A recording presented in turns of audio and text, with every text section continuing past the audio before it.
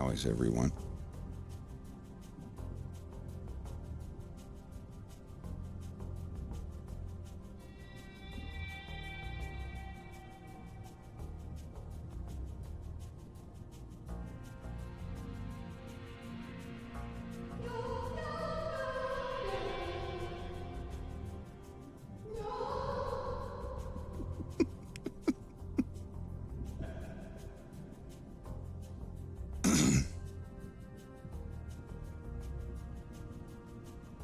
I stayed up for 14 hours last night doing the in-betweens for the legs and the body. So the body is completely done. I just got to do the arms and the hands. And shit, we'll be good to go.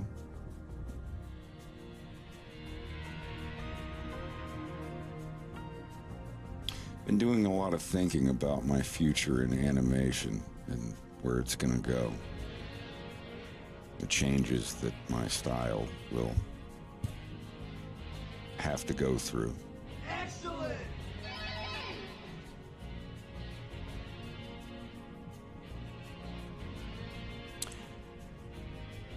I had a miniature revelation last night. I watched Ghost in the Shell. I'm not I'm not quite that good at drawing backgrounds. It's another thing I can pay someone else to do, but a lot of Ghost in the Shell is there are a lot of scenes where the characters are on 2s and 3s a lot of the time and mixing between the two, and a lot of holds, a lot of, you know, parts where the mouth movements aren't as articulate. If I did this cartoon in the style of Ghost in the Shell, I would actually get done twice as fast. And I'm not, this isn't me saying that I'm a better animator than the people on Ghost in the Shell, not at all, far from it, but with the tools I have at the ready, Rex and I were talking about this. I'm gonna try a Rick and Morty thing where I have a Fox in Space that I'm working on, but maybe have a couple shorts or something called A Fox in Space the Anime. And I want to try it. I want to try to make a couple shorts of, you know, funny things or action things or whatever. Just trying to make it look exactly like it's a, you know, a Madhouse, a 1980s Madhouse anime. You know, with the limited movement and the only 2 or 3 mouth frames for each character when they're standing still. But if you all ever wanted to see a Fox in Space, what it would look like if it was like a late 80s Madhouse anime production, we're gonna try it.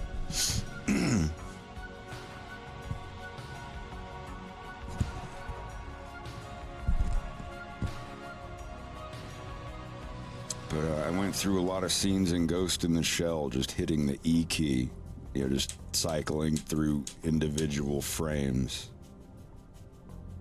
Yeah, I mean, yeah, it's gonna, you know, there's gonna be the handful of shitheads that are like, this is why episode 3 is never gonna come out. I'm just like, dude, it hasn't even been 2 years since episode 2. Shut up. I remove people like that.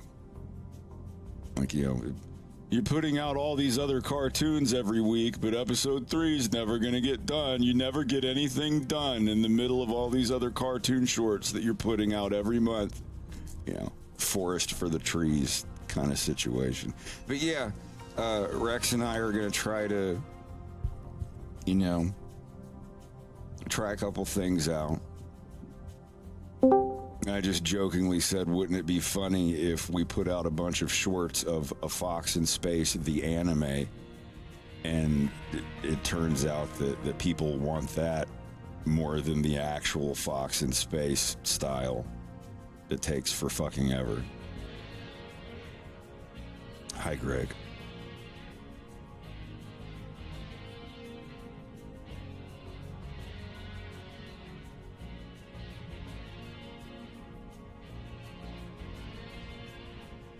Are you there? I am. Yeah, I was watching Ghost in the Shell last night. You know, just, hitting the key, going through it frame by frame.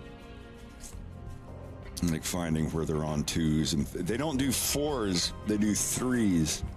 It's a 24 frame a second cartoon. Here, I'll make a little chart.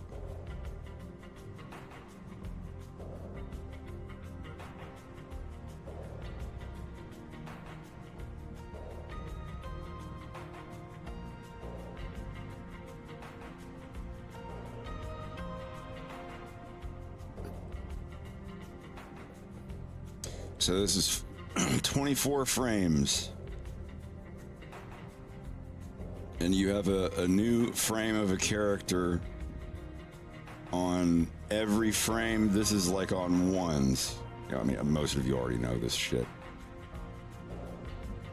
But, then you have things that are on twos, where this is 1 second with 24 frames. When you have a character that's on, 2 frames at a time, so they don't move that's what this is going to be. This body, like 1 2, like 1 2 1 2 1 2 1 2 1 2 1 2 1 2. It's so he's moving at 12 frames a second in a 24 frame a second thingy. But what Ghost in the Shell does. Like if a car is in the background approaching the screen, they'll put it on threes as it gets closer. It'll be on for 3 frames, and then when it gets really close to the screen and goes like past whatever, when it starts getting closer, they put it on 2s like this. So there's more and more motion, and then right when it gets next to the screen, every frame is on 1s, and so you see this fast motion of going like past the screen. I'm gonna bring this up. I don't think YouTube or Twitch will give a shit, but I wanna bring this up and go through each individual frame on 1 or 2 scenes.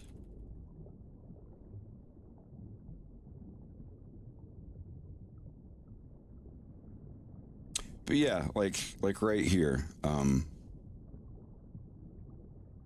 Just everybody knows this is for educational purposes only.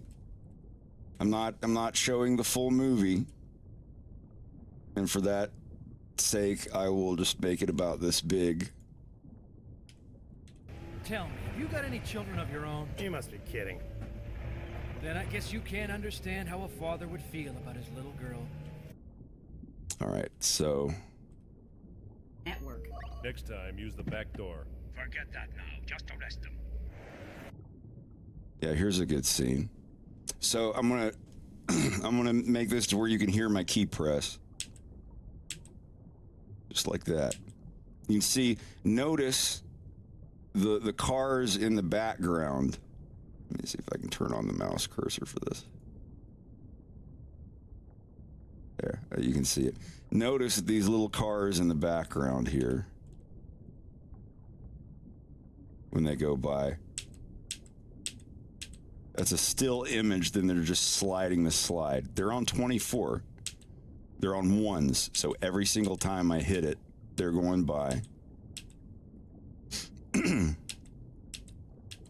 Now you see the car coming. Let me rewind it a little bit. So watch this car over here. 1, 2, 1, 2, 1, 2, 1, 2, 1, 2, 1, 2, 1, 2, 1, 2, 1, 2, 1, 2, 1, 2, 1, 2, 1, 2. Now watch. 1, 2, 1, 2, 1, 1, 1, 1. See that? 1, 2, 1, 2, 1, 2. And you can see that the little cars in the back, these are just one still image. They don't have to redraw this. This is one slide that just every frame they're scooching it to the right by a few millimeters. See, there's just 1, 1, 1, 1, 1, 1. But the car here is more, it's more stuff that has to be drawn. It's higher detailed, and it's not going super fast by the camera yet. So it's still 1, 2, 1, 2, 1, 2, 1, 2, 1, 2, 1, 2, 1, 2, 1, 2, 1, 2, 1, 2, 1, 2.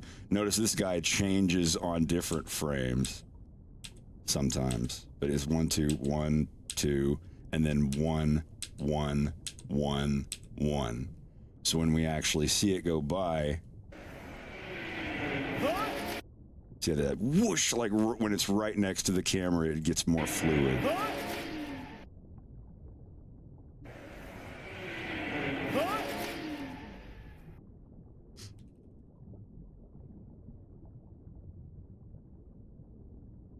Trying to find the one where she's loading up her gun.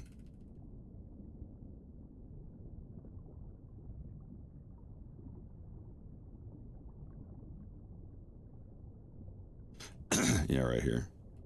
Huh? Whoa! See, notice her motion is not as fluid as the wall scrolling behind her. Whoa!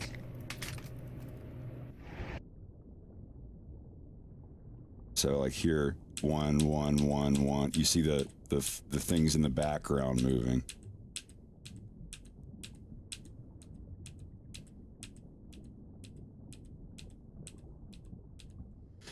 Yeah, and here, like when she's moving slower, she's on 3s. So pay attention to her.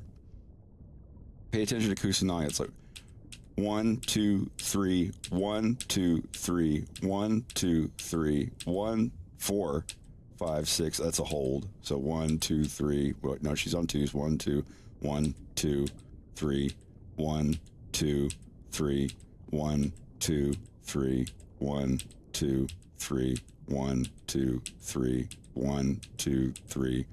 This is 8s, or on 8 frames a second. So at 24 frames a second, this is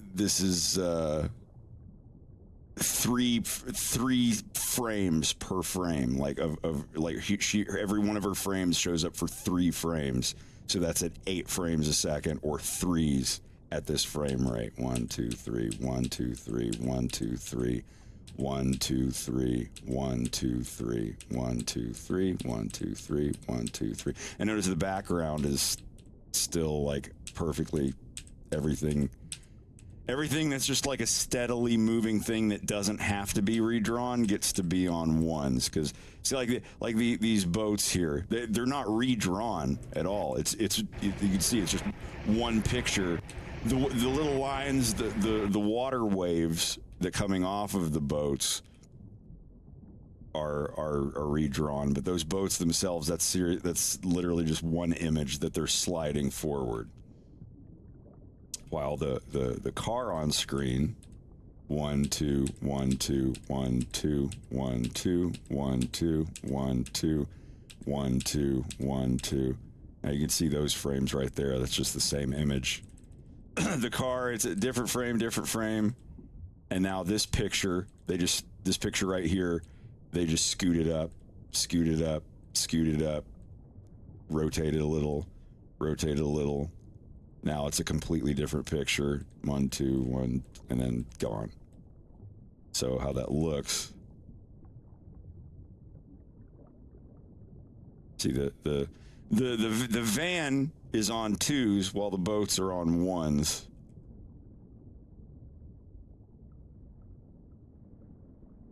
I think she's on 2s there. Let's see. No, it's still 3s. 1, 2, 3, 1, 2, 3, 1, 2, 3, 1, 2, 3, 1, or 4. It's a hold. 1, 2, 1, 2, 3, 1, 2, 3, 1, 2, 3, 1, 2, 3. Oh, that's a 2. 1, 2, 1, 2, 1, 2, 1, 2, 1, 2, 1, 2, 3, 1, 2, 3, 1, 2, 3. So you notice the mix there. There's the 1, 2, 3, 1, 2, 3, 1, 2, 3, 4, 5, 6. It's a hold. 1, 2, 3, 1, 2, 3, 1, 2, 3, 1, 2, 1, 2, 1, 2, 1, 2, 3, or 2, 1, 2, 1, 2, 1, 2, 3, 1, 2, 3, 1, 2, 3, 1, 2, 3, 1, 2, 3. So for bringing up the gun to cock it, it's on 3s. But when she gets in there to actually pull the bolt back, it switches to 2s because it's a slightly faster movement. 1, 2, 3, 1, 2, 1, 2, 1, 2, 1, 2, 1, 2, 1, 2, 1, 2, 3, 1, 2, 3. So to see how that looks.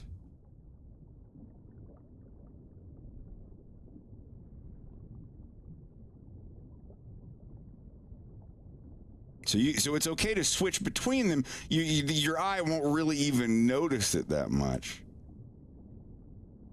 But it is okay to be on 3s and then switch to 2s for a little bit, and then back to 3s when the motion is less intense. While of course, everything in the background is just on 1s. You can see the background, just literally every frame is a new one. And you think that in mixing these, and the guy driving the car is on completely different, like sometimes, even if they're both on 2s, maybe one of them will move on the odd frames and the other character will move on the even frames. Like this shot here. They probably traced me when I accessed the sanitation department network. Next time, use the... Forget that, Estem. Yeah, right here.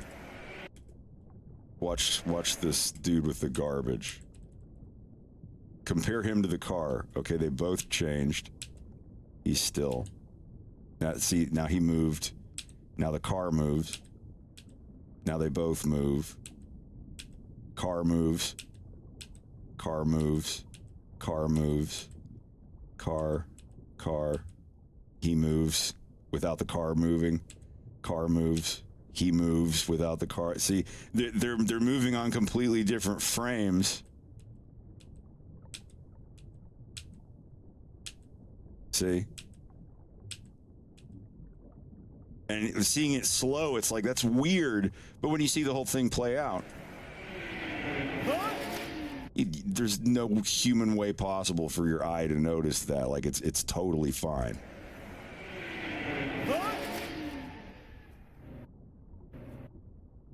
Yeah, just a little demonstration of how frames can work. Don't flag me for a copyrighted video. We weren't watching the movie.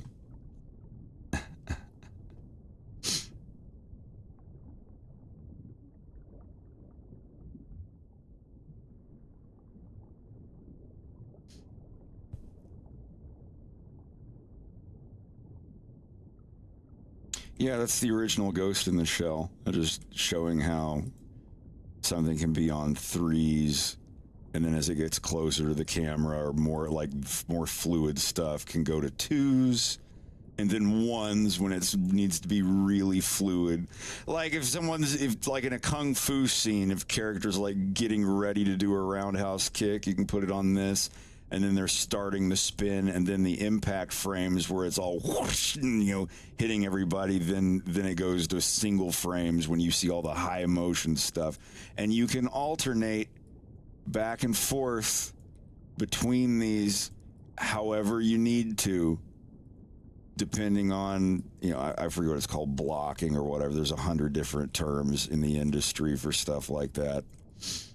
But you can do stuff like this, and if you pick the right frames, best way to do is just to test it and see how it looks to the eye. Usually, like, even if you're not an animator, if you do something and it looks horribly off, your eye, like, you're like the uncanny valley thing, like your brain can see it. Your brain will be able to figure it out to an extent. Hope you learned something. Hope I learned something. Hope I'm not talking out of my ass. But yeah, I'm thinking about trying a little experiment. Yeah, I finished up the series of Cowboy Bebop last night for like the 18th time. But yeah, I'm gonna try a little experiment called Fox in Space, the anime. Rex is gonna help me find a style. I wanna do Fox in Space if it looked like Ghost in the Shell or Cowboy Bebop or something in between there. I can tell you right now, 1980s Madhouse. Are y'all familiar with Madhouse? Even if you aren't, I can guarantee you are.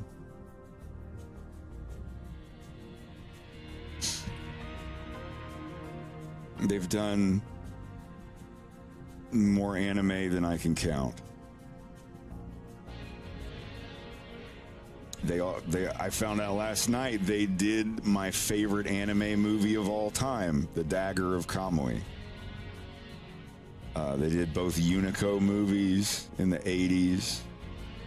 Barefoot Gin too. They did Wicked City. They did Neo Tokyo. Urusei Yatsura. They did Ninja Scroll.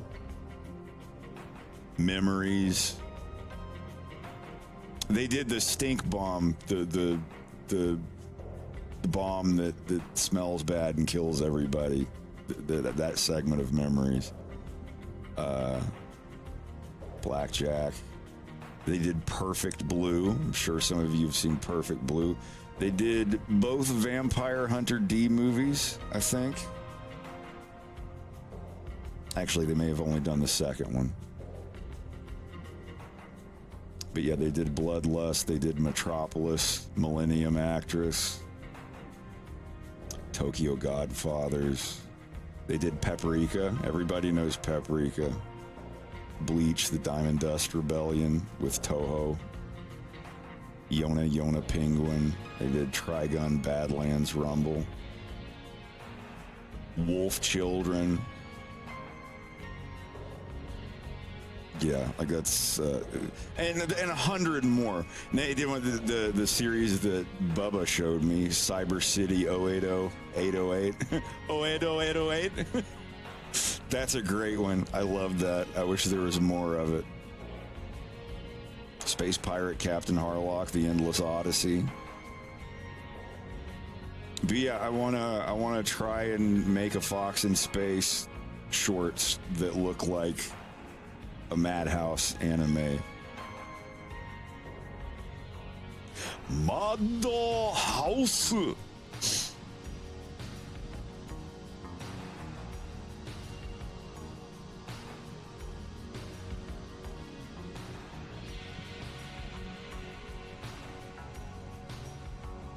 But yeah, that's definitely my favorite animation studio of all time. They didn't do the first Vampire Hunter D, but they did Bloodlust. But they've been around since the early 1970s.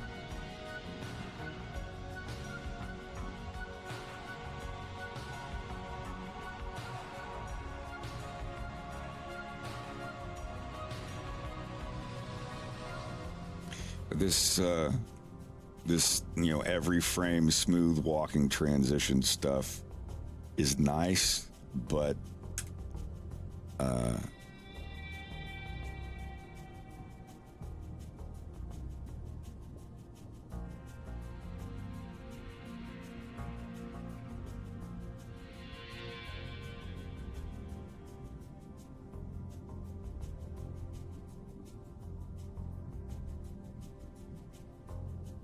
But for walking scenes, I'd probably just do it on this, on 4s.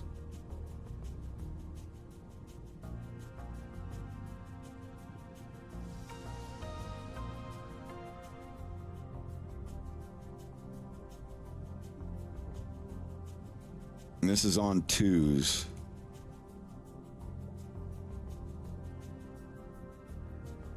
And this looks really nice, but it's almost too fluid. But this is the regular frame rate that I did of Fox in Space episode 2.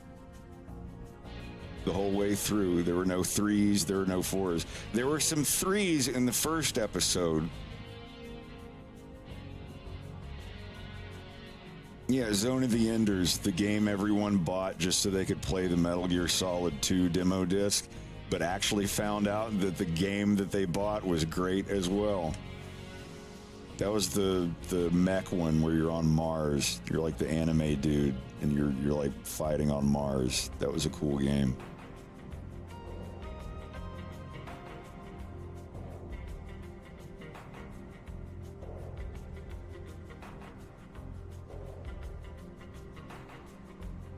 Anyhow.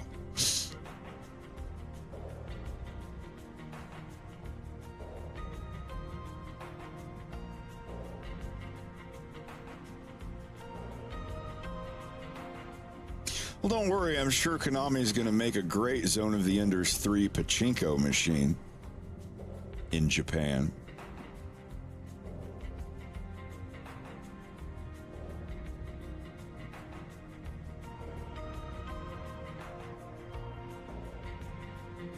I'm sure you'll get some of the lore that was intended once you've chucked a few thousand yen into it.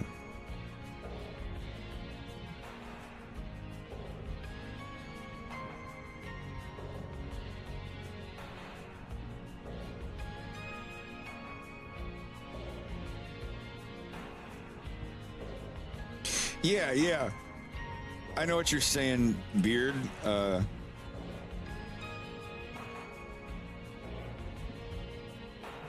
Like where they literally just take a frame and just do this with it. Like that. You can get away with that a little bit, or if the characters are far away from the screen. I do little shortcuts like that sometimes. Like this shirt here. Like these two frames, like yeah, they're completely new drawn, but this part of the shirt is the exact same as this one. So you can kind of see that these two are the same shirt, kind of. See, like the curves are in the same place. Yeah, you can see like all of these here are just kind of like moved slightly, but everything else is drawn fully. I try to cut corners where I can, where it's not noticeable. Like, so you can kind of tell that the shirt object here is kind of the same on most frames. Because, you know, when you get everything else put in, like, no one's going to fucking notice that. When you see all the arms and hands and everything being moved, and you know, the legs and everything moving and all that, you're not going to know. It's like, oh, the shirt object is the same on every frame.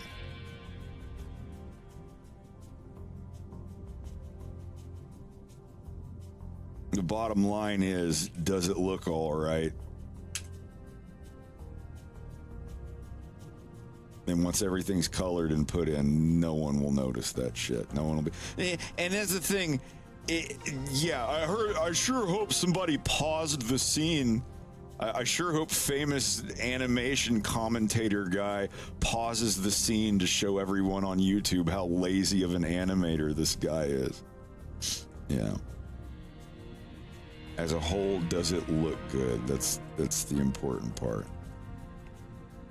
Sometimes I use, like, these hands here are the same for a few shots.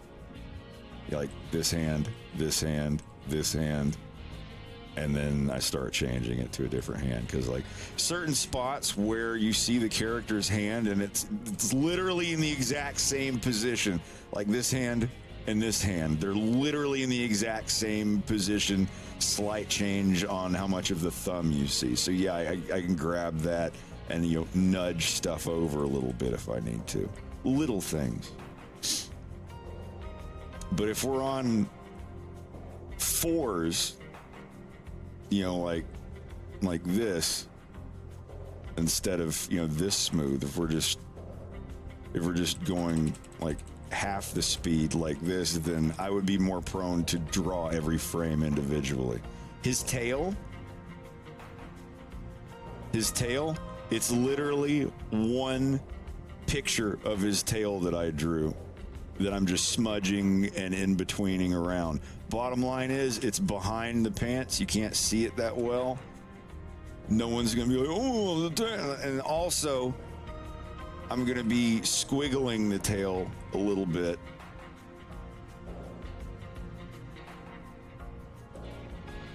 Just a little.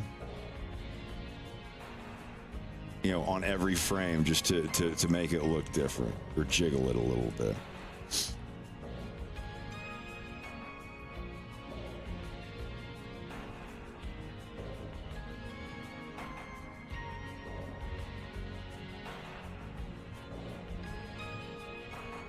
Yeah, if this was on 4s, it would look like this.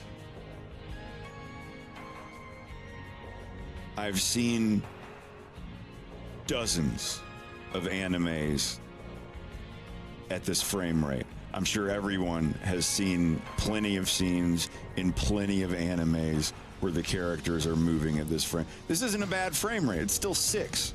There are Miyazaki movies like The River Spirit, where they think it's the stink spirit in the monster bathhouse place. There are some shots and scenes in there where there is so much going on that it probably took them a year to animate just on that 4s on this frame rate. And it's totally fine, because it's like, holy fuck, there's so much going on. It's like, yeah, they could have spent another year and another $1 million paying animators to go in between and do all that stuff, but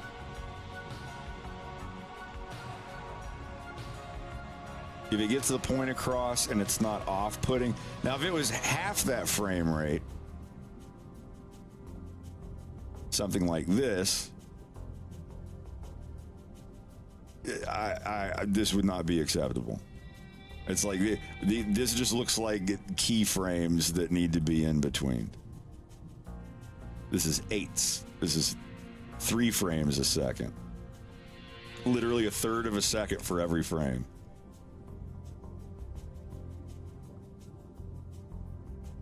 See? I would never put something out with that frame rate. Now double that with this is fine. But this is the absolute edge. This is 4s. I would not do 5s, 6s, 8s, like anything past that. This is what I would like to do for really intricate scenes. And then go in and in between. Maybe you do a little bit better and do it on 3s. But that's the beauty of working in a 24 frame a second file. See, watch, I can start out on this and do it at 2s, and then part of the way through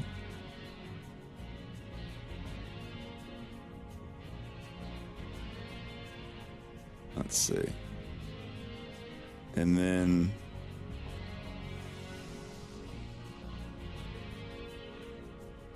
put it on 3s.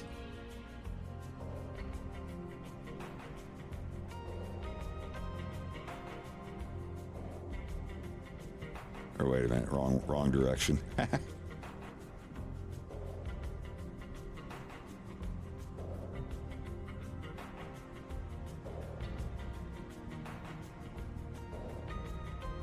It'd be a neat little speed up the walk and put it on 3s.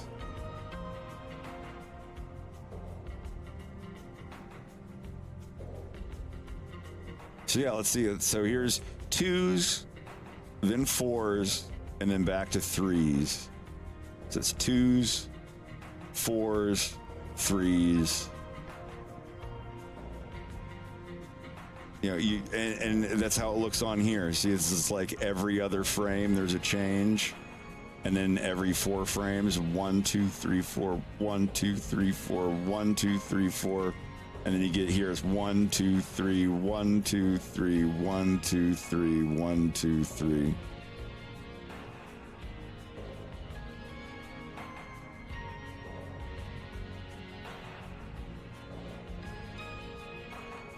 But this is what you do. You have everything on 4s.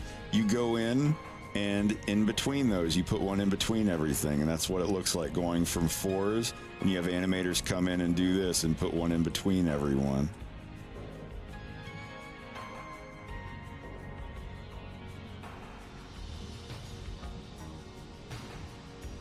Yeah, this is what it looks like on 2s so far. You see, all I got to do is finish the arms and the hands, and then I can fill everything in.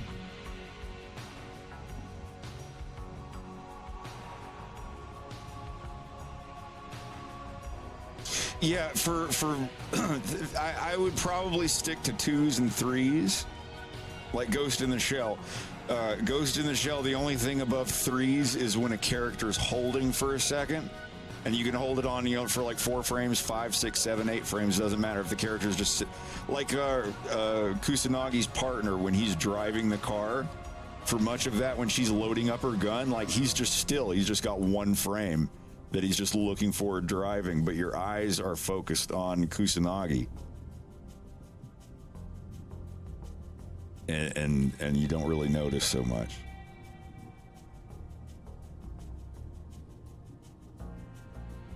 Yeah. Putting him on 4s. This is 4s. I can just do the markers here. Like his ears still have that little bit of bounce to them. And then you can also have the actual model here. Let me show you. This is the neat part. So I'm going over everything we were talking about last night about Fox in Space, the anime. Oh, yeah.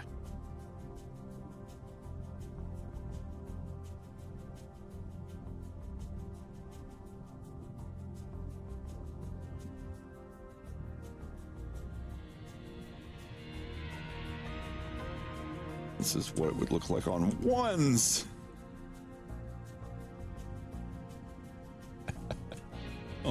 You should, when you have a chance, Fred, sorry, but like just look at general very quick.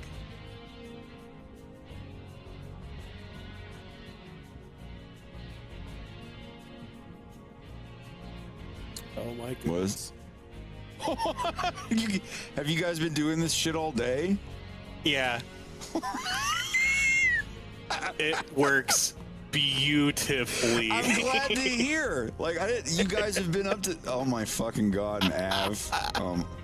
Yeah, he's the powerhouse. He did it all. Like, can I share these? Yeah.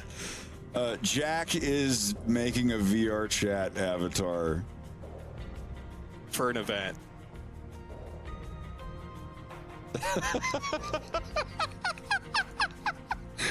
You have to see it in motion, but like, yeah, it's so great.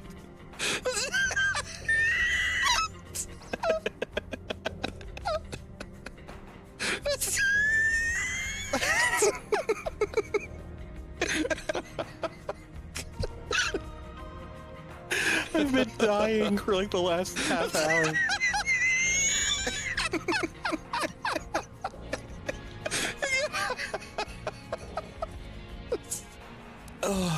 I've seen some 2D avatars of Sonic and stuff. They actually worked pretty well. Yeah. Oh, Lord. You know, kiddo, I need a lot of things to stay afloat as a merc, but you know, kiddo, I need a lot of things. If the Fox in Space was done like a reboot. You know, kiddo, I need a lot of things to stay afloat as a merc, but you know, kiddo, I need a lot of things to stay afloat as a merc, but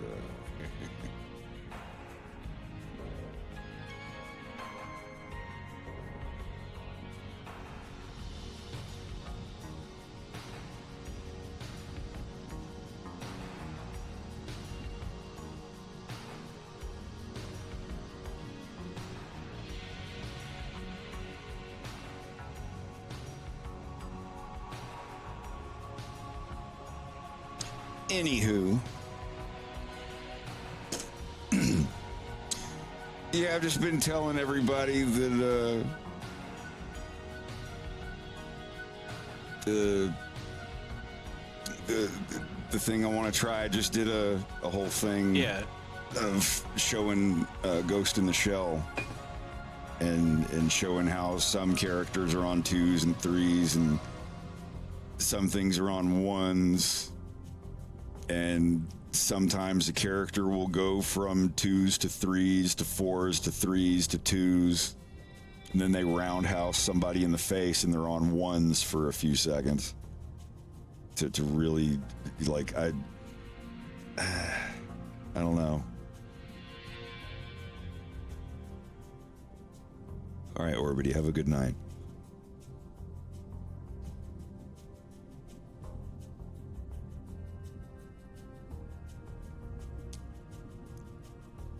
That'd be cool if we could get a Fox in Space, the anime thing done in a couple days for April Fools. I haven't done an April Fools thing in years.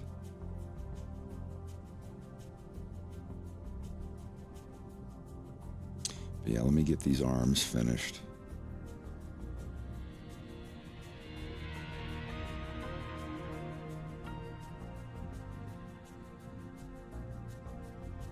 What are you working on today? Oh, that's a great question, actually, because I am waiting for a sunny day tomorrow to get the rest of the footage that I need for my ad, because it's just been raining all day. I want to take like actual video of the comic to put in the ad. Mm-hmm. But other than that, like the whole first part of it is totally finished. I might actually just draw for fun. Or I could also work on the animation that you sent me for practice. Yeah, did I've just been in Blender for the last 2 or 3 weeks. The moolah for that? Yes, I did. Yes, I did. Thank Okay. you very much. And like I was saying to DT, you know, just you don't have to finish it in that time. Just, you know, do what you feel is worth that amount of money. I don't want you all to finish it on that. I just want you to practice, because I'm already doing the frames exactly how I want them, and you get some done, and I'm going to send you the file with my finished 2s so you can compare them to how yours are. Mm-hmm.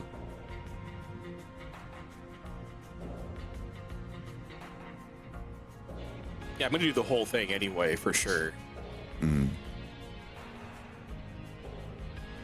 Well, however much longer it takes you, let me know, and you'll be compensated. I said the exact same thing. Don't worry DT. about it. It's just for practice. I know, but that you're still like same thing I said to Joe and Bubba. Like if there's a new character I make and you haven't drawn them before and you need to practice drawing them before you're good enough to do actual frames, you're going to get paid for that practice too. Yeah. Especially when there's like 30 characters in the violence. I'm probably going to do the violence exactly in the style of an 80s Madhouse anime. That way we can really, really get a lot of episodes out faster and still have it look good. Sorry, last night I just stayed up by myself for like 10 extra hours watching Cyber City 080 and Wicked City and Ghost in the Shell and Cowboy Bebop and a bunch of others. And I started looking up Madhouse, you know, the animation studio Madhouse. They've done like almost every single one of my favorite animes, right back to Unico and Dagger of Kamui. Mm-hmm. Which literally is my favorite anime of all time.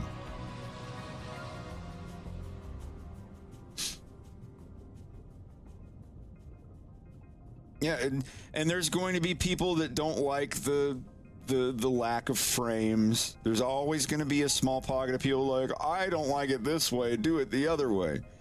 It's like you have the people like, oh, the tracing over the models looks too stiff, and then you fix it, and people are like, oh, I liked it when it was crude and stiff and blah blah. It just you know, The story about the old guy, the young kid, and the donkey walking into town. You should read that one. It's a fable. It's just, like, the old man riding the donkey and the kid, like, leading the donkey, and someone being like, oh, how awful, that old man making that little kid walk. So they switch places, and the kid's riding on the donkey, and then someone else in the crowd is like, oh, what a shame, that little kid on that donkey, relaxing and making the old man walk. And he's like, fine, well, let's both get on there, and they both get on the donkey. And then there's someone else in the market that's like, oh, wow, how cruel they are, like both of them riding on that donkey and making it so tired. Like it ends with like the donkey falling off a bridge or something. I can't remember, but the whole thing was like, no matter how they changed walking with the donkey, there was always someone in the crowd that was like, oh, how dare you, blah blah blah, like you should let the donkey or the old man or blah blah blah. It's the whole moral of the story is you can't please everyone, and if you try to, you're gonna lose your ass. Yeah, Captain Scoliosis, you know exactly the story I'm talking about. They both get off of it, and then someone's like, how foolish, they're not using the donkey, blah blah blah blah blah. And I can't remember how it ends, but they like load everything up on the donkey going across a bridge, and someone says something, and they're like, fine, and then they try to please that person, and like the donkey topples over and falls off the bridge, and like that was the moral, is if you try to please everyone, you're just gonna lose your ass. No, it's good. Like, someone sent that to me one day when I was like not having a breakdown, but just having a situation where I'm like, I don't know what the fuck I'm gonna do. And a buddy of mine sent me a little, just a old YouTube Windows Movie Maker video with the story over some stock music, and that stuck with me.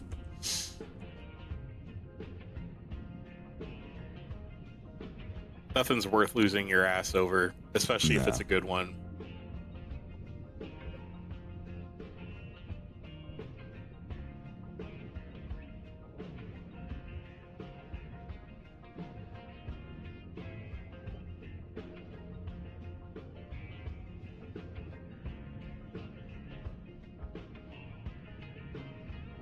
Excellent!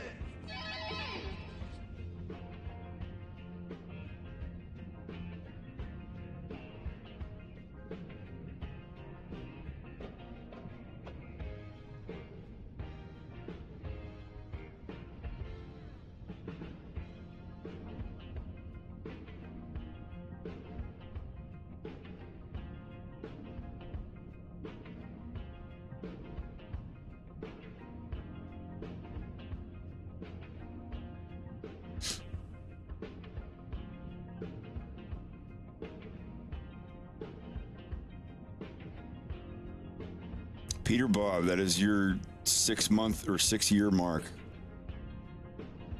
Much appreciated. Thank you for the sub. Orbity, thank you for the resub. Sorry if you already left. Been running my mouth all stream, and I've only been here for an hour. But this is educational. This is important, because we're about to change over. But at the same time that we're drawing less frames, those frames are going to have to look a lot nicer. Like this, for this style, where Wolf is moving around like this with this many frames, he's fine the way he looks. Like the effects turned on and everything, it looks fine. But I'd want to go in and add more wrinkles and stitches, and then like the line down the jeans and everything. I'd want them to look like something from a really nice anime. This is a permanent change. Well, we're gonna try a couple shorts first.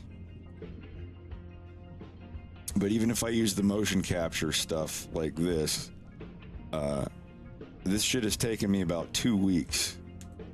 It's my first time doing it, and a lot of it's just busy work. And this is, you know, very long, full body, full animated frame by frame. Every mouth movement, every eye expression, everything is a unique frame. A few corners cut here and there, but it looks nice. I think it looks nice, but I can't spend 2 weeks on 6 seconds of everything, you know.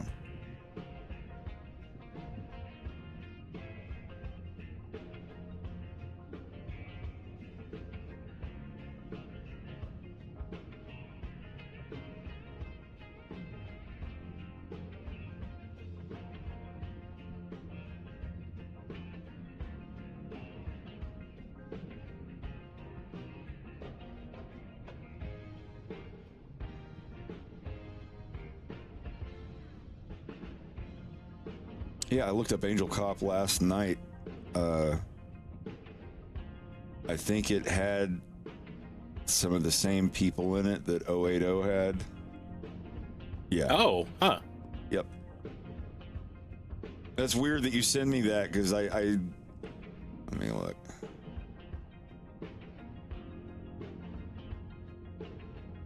Who did I look up last night for? Hold on.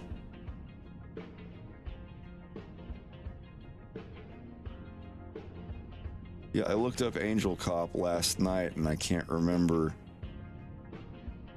what it was that, or who was it that, like the degree from which I got from one anime over to Angel Cop. But that was one of the ones. No, it was on the top 10 cyberpunk anime lists. It was next to, and yeah, like you type in. Yep, I had like the 3 things it brings up that are related to it: Cyber City 080, Wicked City, and Demon City Shinjuku. All 3 of which I have. Yeah, they like very much share the same DNA. Yeah, that's the style of anime that I love, like late 80s. Like anything from like 85 to 95, that's like the sweet spot for anime. For other animation, I like 75 to 85. Is like my favorite for just, you know, like American animation. But anime, like 85 to 95 for sure. Like that's when I felt like anime was the best.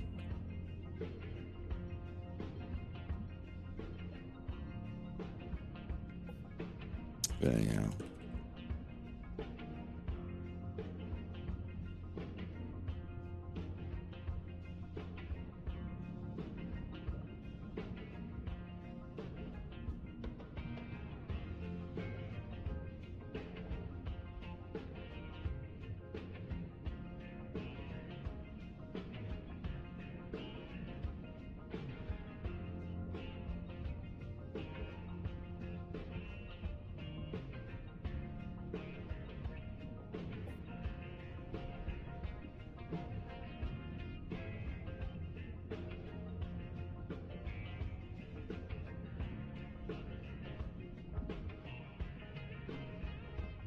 Well, that's the thing, Dragon Ronin. There is no Ireland in the Lilat system. Like the names, sure. There's characters named John and Steve and McLeod and O'Donnell and the actual last names. But because there's no Ireland and no Scotland and no England, you know, what would they call the language that they speak? Would they call it English? It's like, no. You know, it's like you get when you start thinking in that stuff, or the biggest one that everybody talks about. Hey Einstein, I'm on your side. You know, it's like, whoa, Einstein? Like, what's is that? You know, is there and people start thinking like, oh, what if Einstein actually traveled through different dimensions and met the Liladians and all that. Now you say Liladian, but that means that every single person in the entire Lilat system as a main thing speaks the exact same language, and I don't like that. Here's my canon for that, or my explanation. Yeah. Here's my pea shooter. Among other things. Yeah. I know they're like, oh, you can't count, cut content with like the lore and all that, but, Non-canonical, Dad, abort, non-canonical. Yeah. But there was like that big like Nintendo Giga leak that happened not too long ago, and they showed sprite sheets of characters for Star Fox 2. Yeah. And one of them was a human. There was a human character that was thought that was conceived. They turned into a sheep later. Yeah. And maybe, this is so far into the future that Einstein was like viewed as like, a very prolific person from Earth. And once, if humans are interacting with these Star Fox characters, then, there was an Earth, obviously, and then the Starlink game. There you go. Well, yeah. So I personally don't have humans in my Star Fox canon. Yeah. Now in their system, I did have a thing where when James goes through the dimensional portal thing, he does run into Samus. That was originally on the docket, but just like having, the human thing feels too self-inserty, if that makes any sense. Whoa, where am I? I said to myself confusedly. Wow, a talking fox person.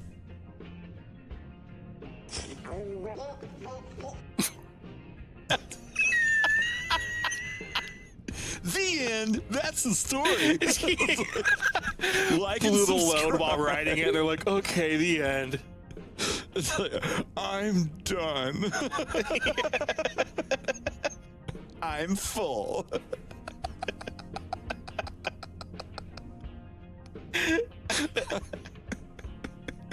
Oh my god.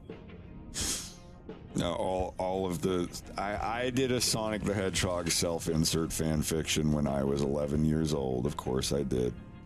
But my character had a different name and a dark hidden past. It's like, my past is of no consequence, Sonic. Let's find those emeralds. My 15-year-old self said in a gruff, darkened voice. I turned my head away from Sonic and said, "That is of no consequence, my new friend. Let's not speak on this anymore." It's like, nothing personnel, kid. Teleports behind you. God.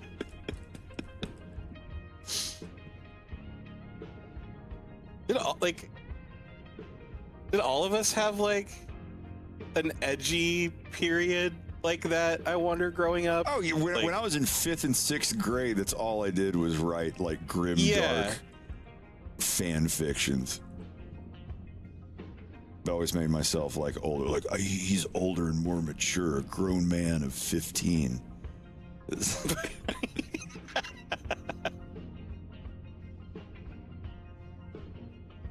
The goatee and spiky hair, trench coat, baggy pants. Baggy pants with hands in pockets, because nobody knows how to draw hands or legs. Yeah.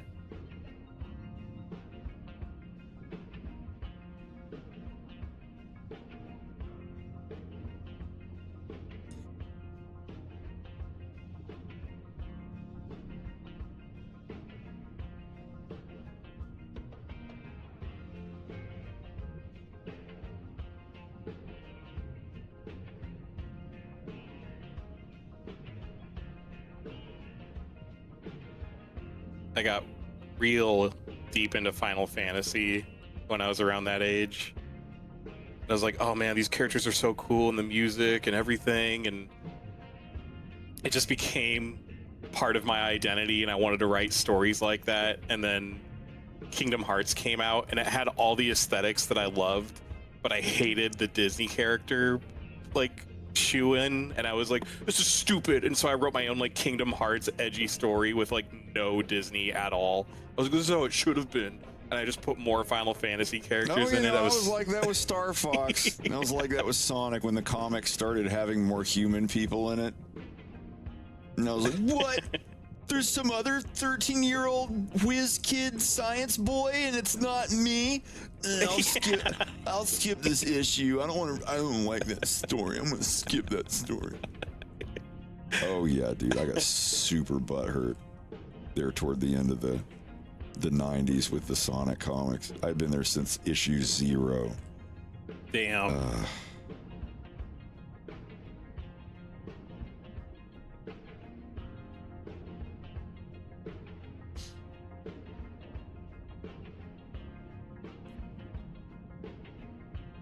I feel like when recommending anime, it's so easy to just like name the same 5 that people always recommend.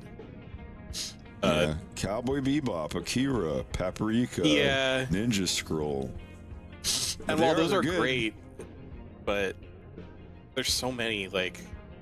No, the one I tell everybody now is Inuyashiki.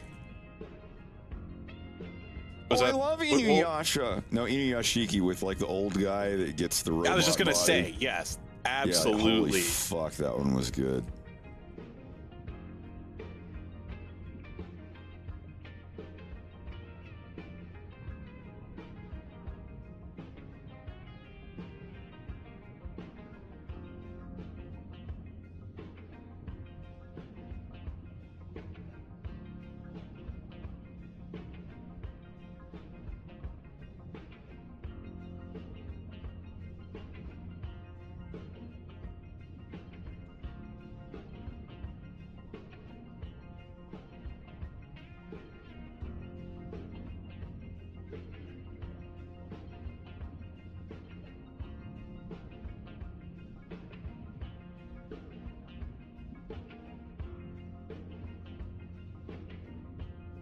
I feel like a bad anime gay because I've tried so many times to get into Sailor Moon because I know it gets pretty good, I guess. Sailor Moon maybe was fine when I was like in high school.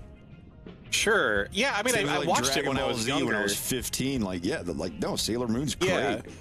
Dragon Ball Z is great, but like, it's not I just never something finished I would. Sailor Moon. Yeah, it's not something I would be excited to get into now. Other than I've tried nostalgia, like, oh yeah, I remember this show.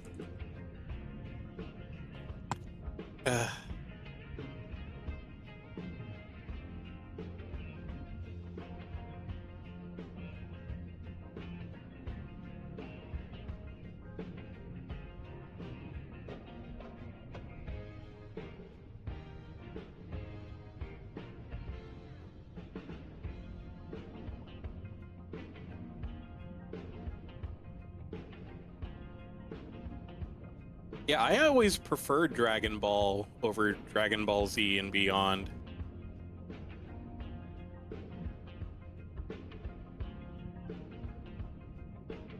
I connotated Dragon Ball too much with skipping school. So whenever I think of Dragon Ball, I think of getting in trouble. A mom being like, "You still here? You didn't go to school?"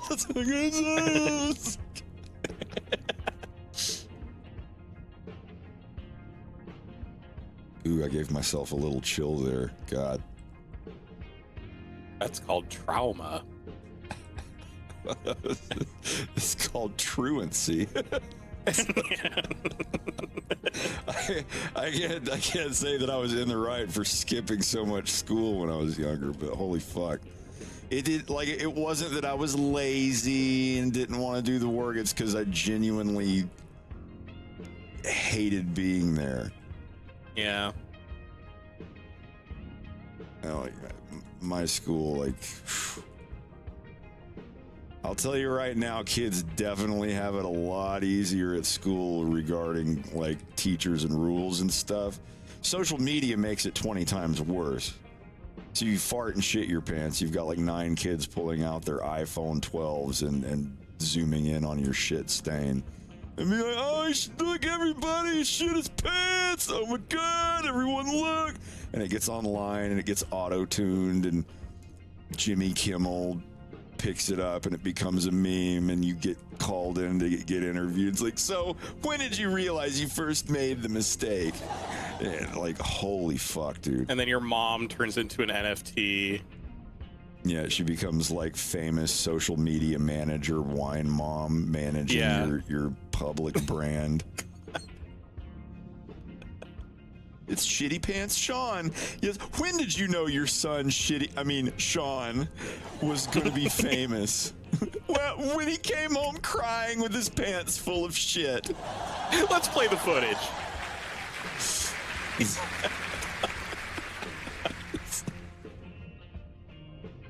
Wow, that's so real. That's really what happens now. God. Yeah. And you get in your parents' music video about sitting down to pee and getting vaccinated for COVID-19.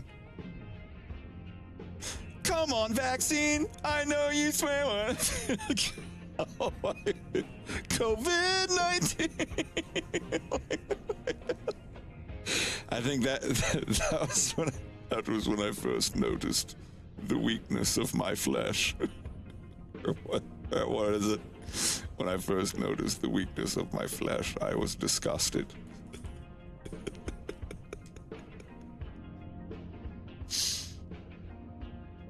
What was the song? Yeah.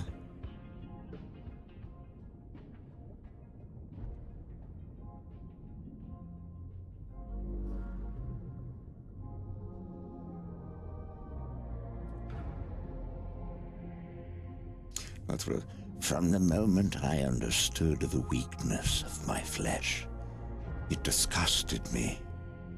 I craved the strength and certainty of steel. I aspired to the purity of the bliss.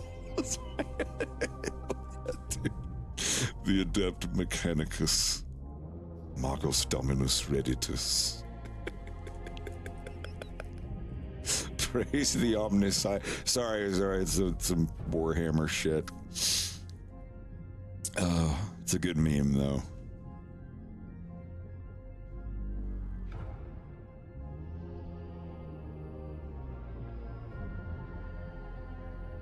I aspired to the purity of the blessed machine. Your kind cling to your flesh as though it will not decay and fail you.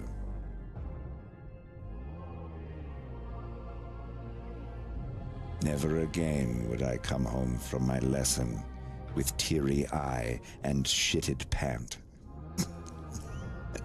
Never again would my birthing mother tease or monetize me for my fecal folly.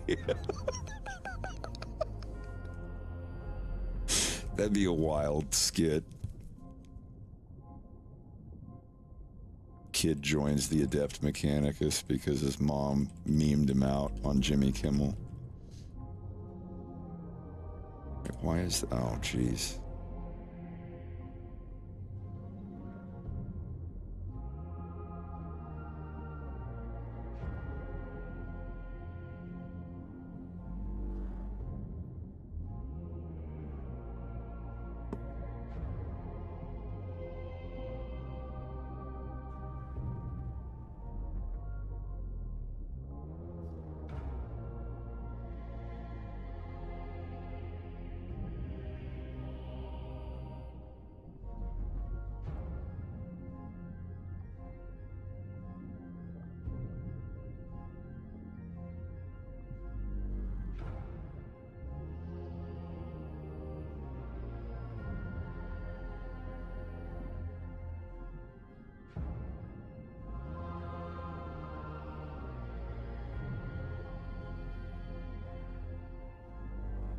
Got Greg a bunch of fancy whiskeys to try today.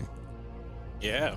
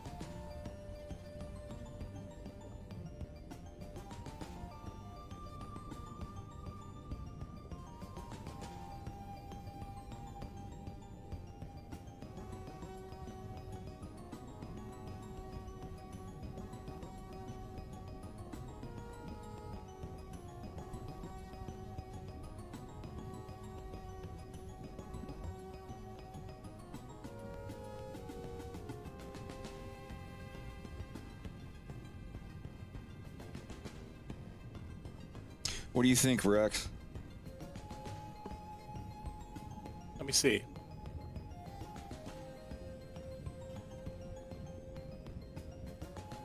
Oh. I'm reading it now.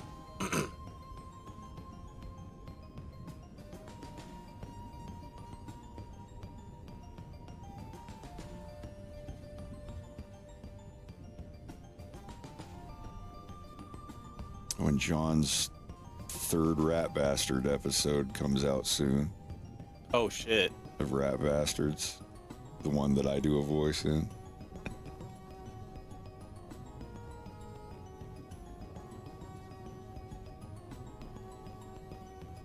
That's such a great cartoon.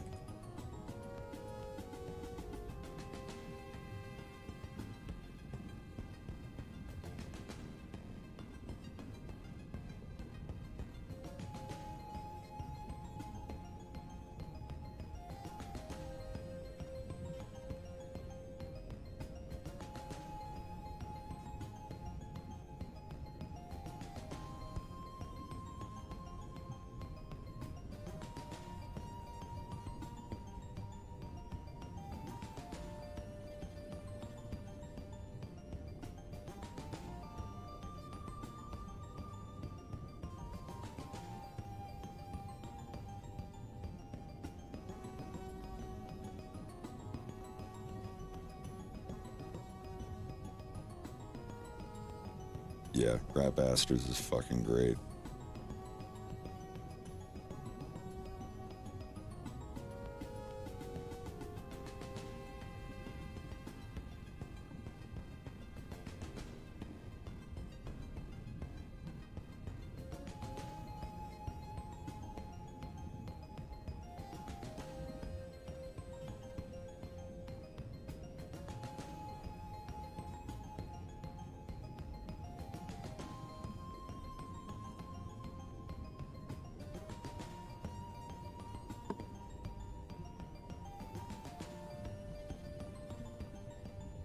No need for him to feel intimidated or nervous or whatever. Like I'm as approachable as anybody. It's just I'm not saying I'm not interested. It's just I'd like to know a little more of what the thing is.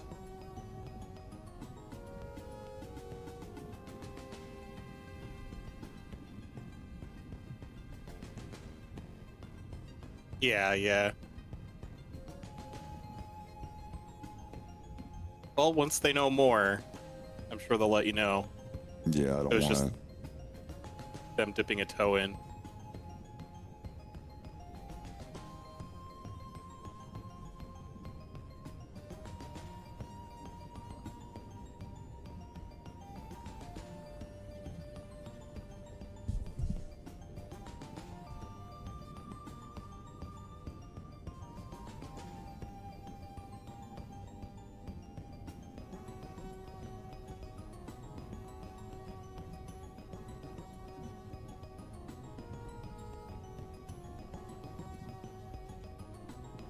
Hey, Bubba.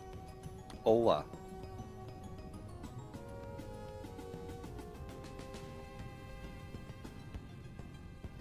You know, if it's like a, you know, I don't want to be too descriptive, but you know, I'd be interested if it's something that's grounded and not just, you know, duh, poopy fart, tee hee, you know,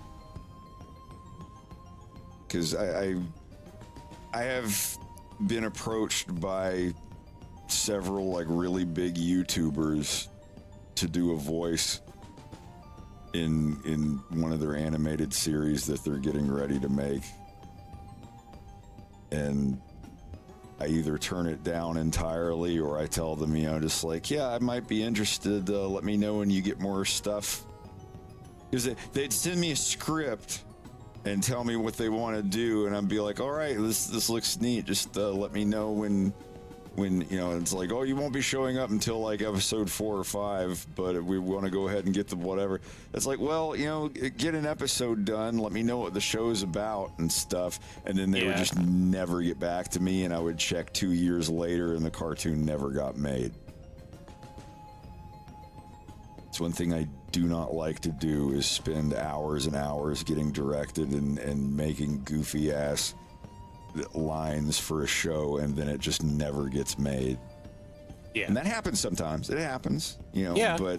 But it happened to me a lot back in the days. So it just got to the point where, like, are you guys actually going to make this, or is this not going to? Yeah. Yeah. But no, that is someone that I would totally be all right with, you know, doing something for, if it's something cool, like if it's, you know, if it's actually going to be made or something. Sure, I'm very easy to work with, but, you know, like I told him, I don't take money, and unless it's a video game or an actual production where I'm legally required to receive payment for voice acting, right. I don't, like, it's just a hobby fun thing for me. Draco Fox and friends, welcome. Hello. How is everybody?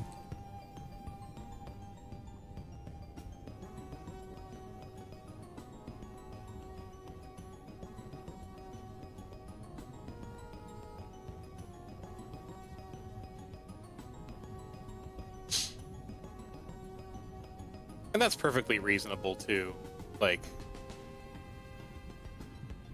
you want to make sure there's something to actually take a bite out of first. I've turned down a role because I thought the script was too childish and crude. It sucks to say that. You know, someone's like, hey, we've got all these famous voice actors, we wanted to add you, and blah, blah, blah. And I read the script, and I'm just like, I appreciate the offer, but this is a little too crude for something that I'd like in my portfolio. But thank you for, like, oh, what's crude about it? It's like, well, the dick balls, poopy fart style script stuff, it's just, I'm not, you know. And then I check, you know, a year later, and the cartoon never got made. So it's just like, okay, yeah.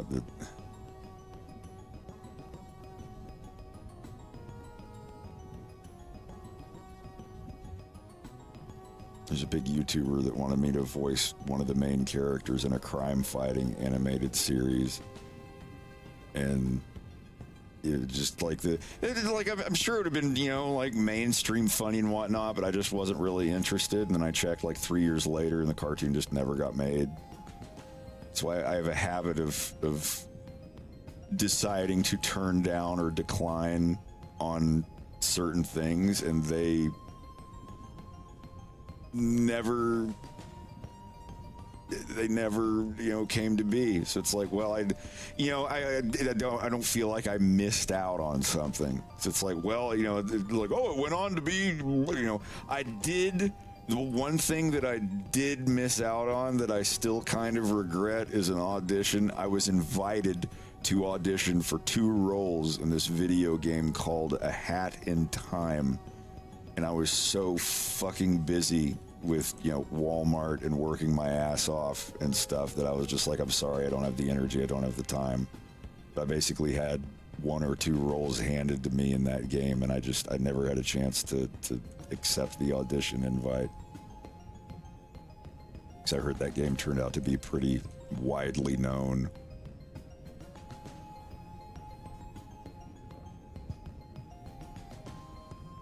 That's a pretty good game.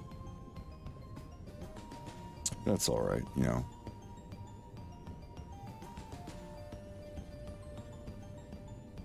At least it was because I was busy working and didn't have the energy, and it wasn't just like, well, I'll get around to it maybe.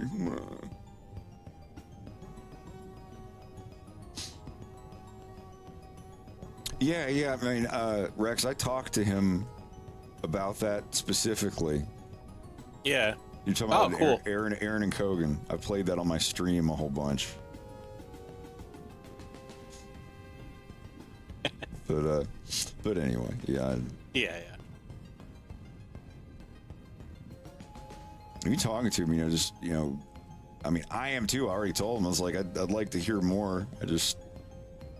Before I say yes, I just want to know what the... Well, it's a little too soon. Yeah. Yeah.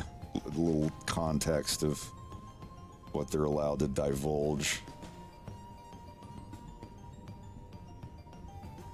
It sucked holding on so long to the fact that Devin was voicing Sonic the Hedgehog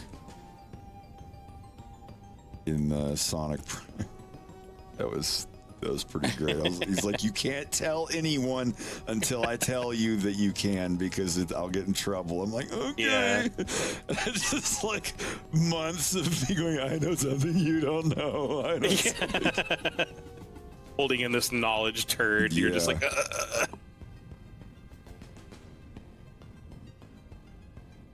Mostly because you're just like happy for your buddy. Yeah, exactly.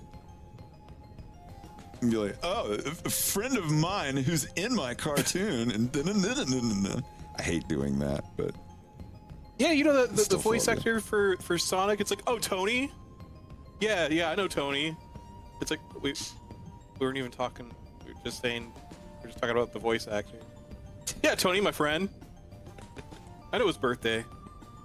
Anyway. Yeah, I know John. He took a shit in my guest house once. You guys still there. threw up in my basement.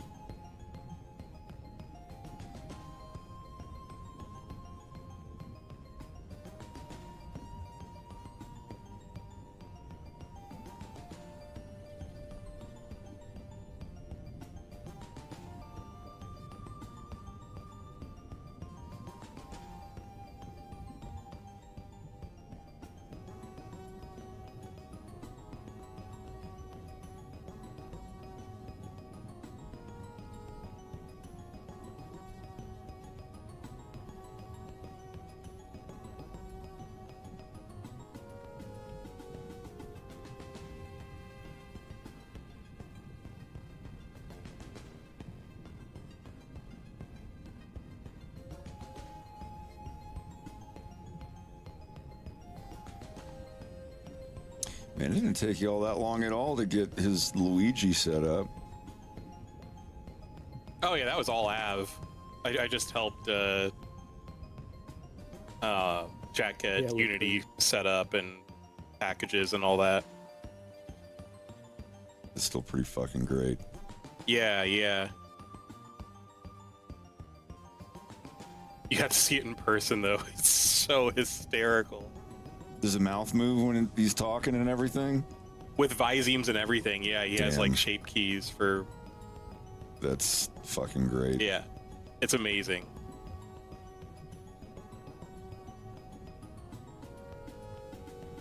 It only has like... VR headset, or is he doing it with keyboard? No, he's just doing desktop. He won't... That's still great. Need a...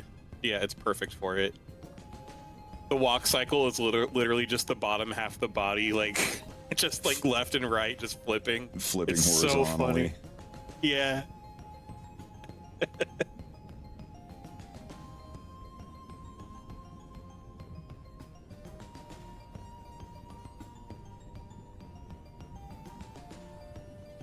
Exactly. Yeah. It was really menacing watching him walk out of the ocean. The hands in pockets or whatever. Yeah.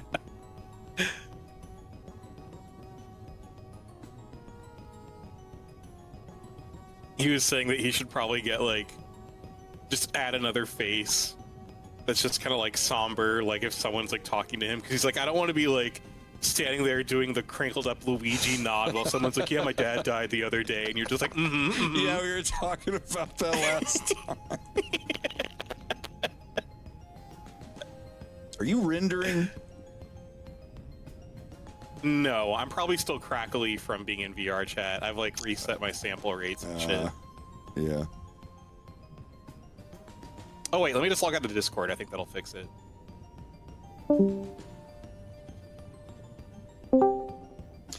That's so Usually annoying. the Discord thing is when...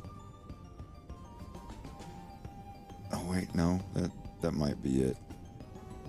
Do I sound fine now? I'm going to keep talking until I know for sure. Well, I mean, it was a thing that it only happened like every 5 minutes or so. Oh, the thing? Yeah, just for a second. Yeah. I think it's So fine. annoying.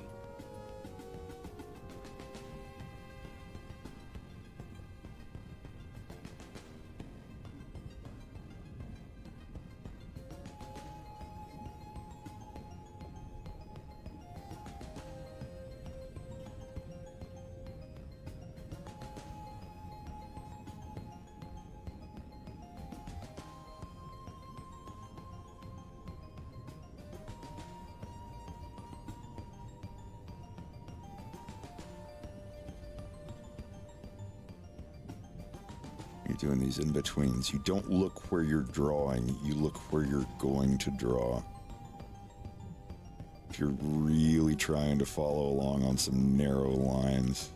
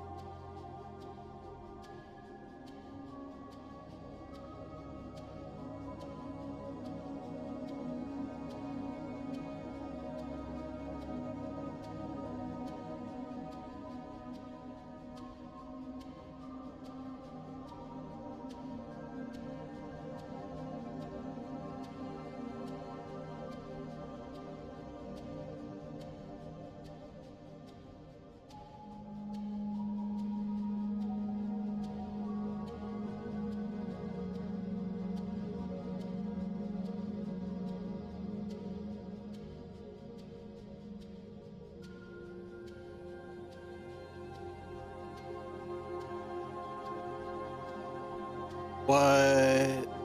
That's lame. What? So I have Clip Studio on my iPad, which is a subscription. I just pay like $27 a year, and I just always get updates for free. So that's fine with me. No. I would say it's worse than that.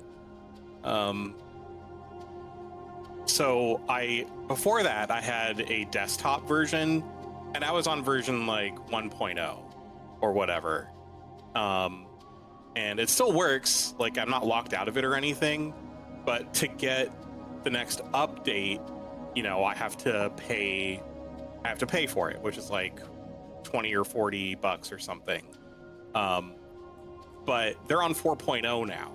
And I'm like, oh, I'll just buy like just whatever it costs to go from 1 to 4. No, you have to buy 2, and then you have to buy 3, and then you have to buy 4.0. So you have to buy each one. You can't just go from 1 to 4. Wow. That's, Are you sure about that? I'm looking at it. Yeah. What if you've never had Clip Studio before a day in your life? They're going to make you buy 1, 2, 3, then 4? That doesn't sound right. I think you can just go straight to 4, but yeah, like if It's you're just way more upgrading, expensive, here, yeah. I'll show you. I'll put it in general. Send me a link or yeah, do that. To 'cause upgrade incrementally, you can either purchase a discounted version upgrade to the next major version, is how they do it. Because you know what you mean, just like with Reason, like upgrade from any version that you already own permanently for $99. Yeah, they're like, no, if you're on 3.0, we're on 6.0. You're going to have to pay to upgrade to 4.0, then pay to upgrade to 5.0, and then upgrade to 6.0. Is that what you're saying? That's kind of pretty gay. It's pretty... I'm just surprised, like, even just for ease of use, they don't just let you... Yeah. I fine, whatever. Like, if I have to pay to upgrade that far, that's fine. Just do the math for me. Exactly. Don't force If you me use to have EX to friggin- version 1 and you want to use EX version 4, you'll save more money by upgrading 3 times. Why not just once? I don't know. That's so lame to me. That is pretty lame. No, every other like Reason and every other program I've ever used, they're like, hey, you have any version that you've bought from us in the past, upgrade to the current version for $99. It's...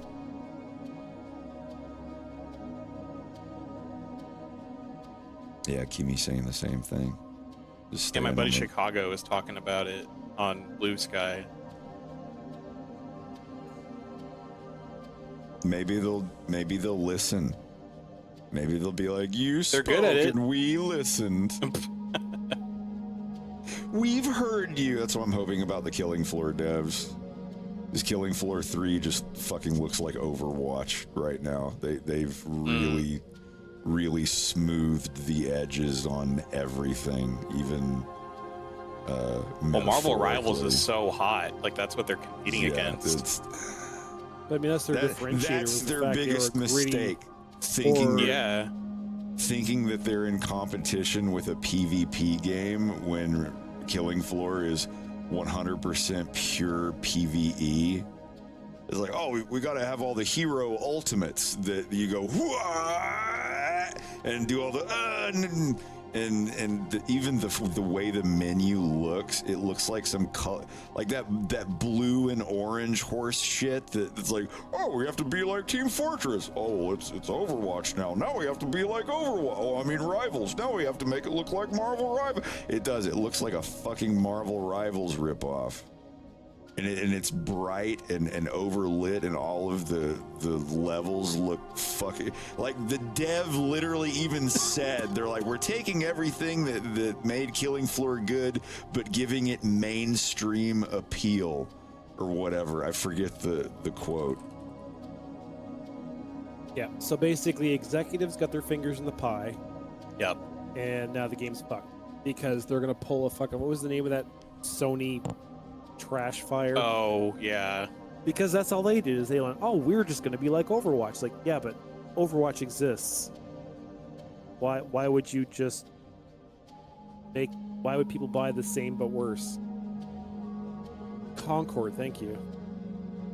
Marvel Rivals at least had the Marvel branding and all that to go with it, whereas Concord just had Concord. And it's awful, awful character designs.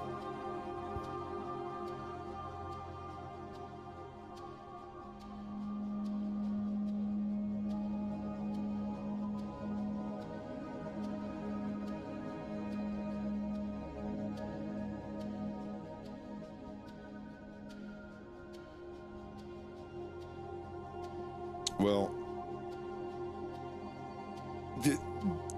there is a natural response that people have to playing a game. Either it's like, holy fuck, that was fun, let's play it again, or you start to realize, this isn't what I was hoping for. And just there's a lot of people. If it gets to the point where the devs are posting a thing going, whoa, hey guys, we're listening to your feedback. We're delaying everything and we're working on whatever. I'm like, that's cool.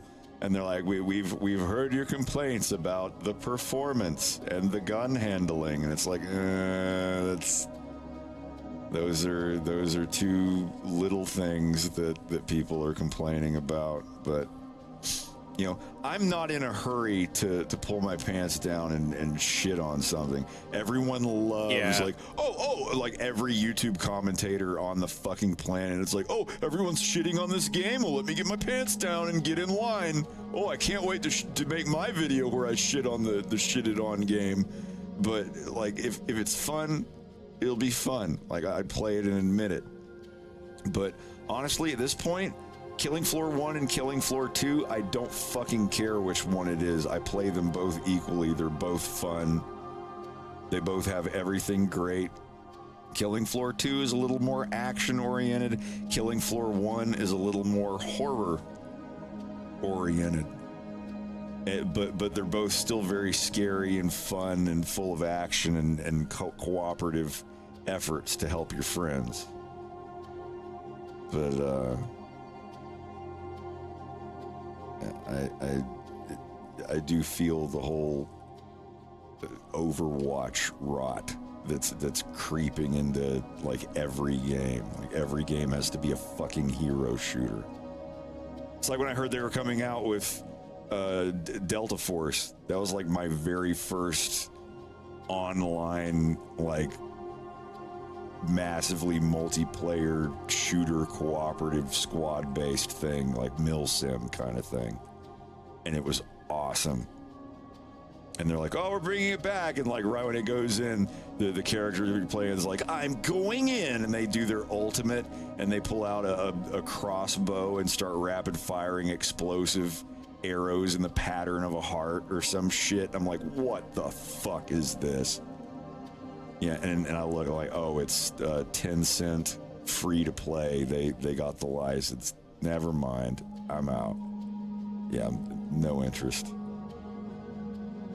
And like everybody yeah, is it was like, kind of how I felt about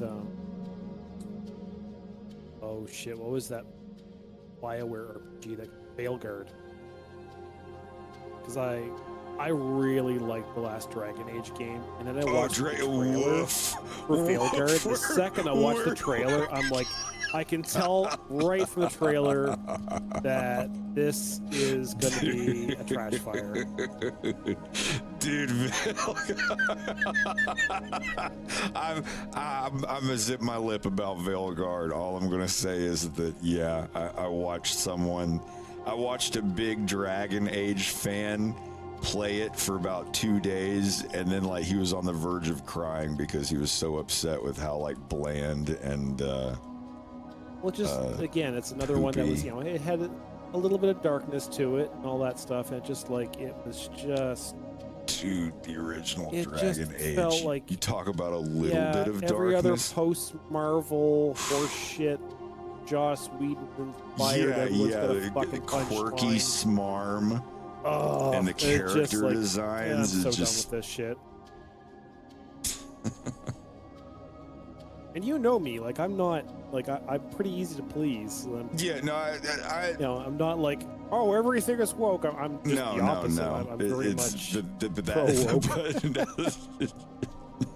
in my defense, that game is the epitome of what not to do. That is a perfect textbook example of when you get rid of all the original people and replace them with people who want to go in a completely different direction, and they're not even familiar with the property and they're just going to change it anyway. Yeah, nah. And, it's sorry that there's no subjectivity about it when half of your staff gets fired and you've lost a bunch of money, like the Concord thing. Another perfect example, the Concord game. Holy fuck. That has to be like the biggest disaster, I think, monetarily. Ugh. It's just a bunch of executives who are like, oh, like let's chase the trend. and By it's just committee, always, made by always, committee, or always. however it goes. Because, well, yeah, and it's just, you're chasing marketing statistics, and then, especially for Concord, because Concord's like, we're chasing the trend. Okay, well, you came out 8 years after the trend had passed. Good job, boys. Yeah.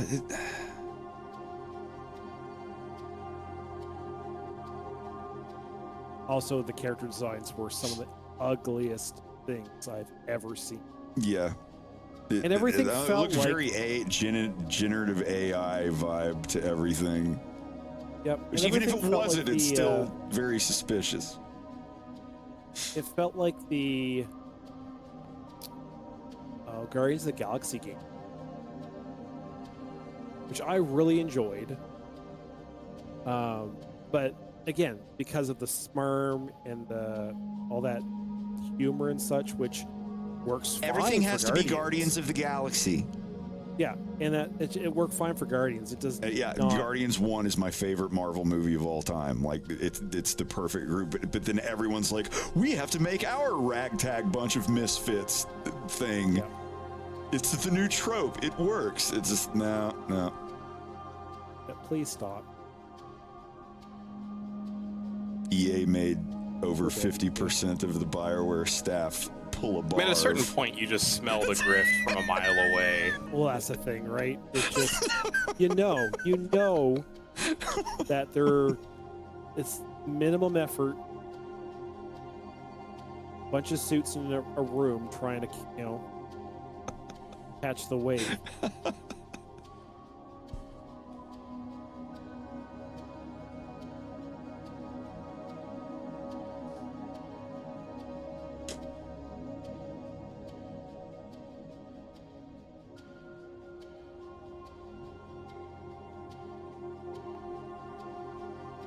Just the conversations. Oh my god, the characters contradicting their own writing and background when like I would never argue with a person about something like this. It's immoral and blah blah blah. And then 5 seconds later, they're literally arguing with a character about that exact thing. It's like, do y'all check your own character notes at all? It's like they're trying to overjoss it. Yeah. Not hating on Firefly or Buffy or anything. Just like I said, Guardians of the Galaxy is my favorite Marvel movie ever made. But it's for those characters. Every character can't be Sonic the Hedgehog. Every character can't be Malcolm Reynolds. Every character can't be Star-Lord or Rocket Raccoon. And it's just...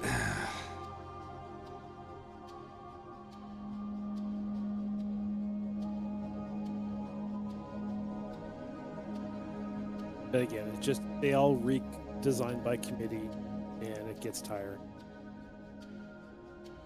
I just miss when video games were made by a team of 12 sweaty nerd people living in an apartment together and eating cold pizza. Because they didn't fucking care about, adult daycare, office, corpo vibe. They wanted that bad to make a fucking video game. So remember, Darkwood, one of my favorite games of all time. It was made by 3 weird Polish nerds in an apartment that had all their desks scooted together. And it's one of the greatest, most successful video games in the past 10 years. And it's just a couple of nerds in an apartment working overtime and eating pizza. And now it's $1 billion game with 500 people working on it. It's what do they do all day? It's I'm the person that is specifically in charge of animating this werewolf character's tail. And it's you're really doing that 40 hours a week or more when you're crunching? And there's 500 other people working on the game. How do you split that work? But I don't know. I'm not discounting anyone's commitment or whatever they've put into a video game or their contributions. It just, I don't know. I liked when video games were made by a small team of people who were obsessed with getting the game done, not a bunch of people like in a giant glass building Pursuing trends. Yeah. Well, that's the thing. It's like it's not usually the people making the game. It's the people managing it that's like creating those conditions. Because those are like nerdy people making those games. Like those are the people that you're talking about. Yeah, but I don't mean the devs at all. No, I know, I know. The people walking around the office going, yes, numbers, crunch they have time. the hearts. It's just their hearts are on leashes. Yeah. Don't let your studio get bought out for a couple extra $1,000 in your pocket. Yeah, we'll see what happens with the new Mass Effect. I didn't even play the third one. I played the co-op horde mode in the third one, and I never touched any of the rest of it. I got the memo on that one. I was like, nah. It's such a shame because I love Mass Effect. It was my favorite game series for the longest time, and I just could not find the energy to play it. Andromeda. Was your face too Andromeda was tired? a real shit show anyway. I'm sorry, I couldn't play it. My face is tired. It had a rough drop at the beginning. I heard they went back and fixed some stuff, but by then I was just like, I don't care.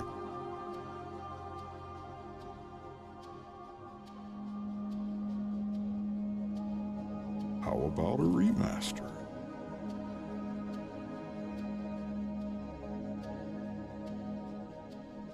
I'm holding out. This is the one time I'm holding out a little teensy weensy bit of hope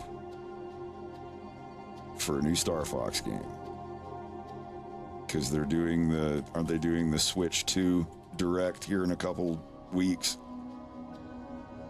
Maybe, I don't know. When is the Switch 2 Direct? Oh, April 2nd. That's right. We mentioned it yesterday, the day after April Fools, so people won't. Well, they're going to talk about the money makers. It's going to be the new Mario Kart. Mario, because... Zelda, and Pokemon. A closer look at Nintendo Switch 2.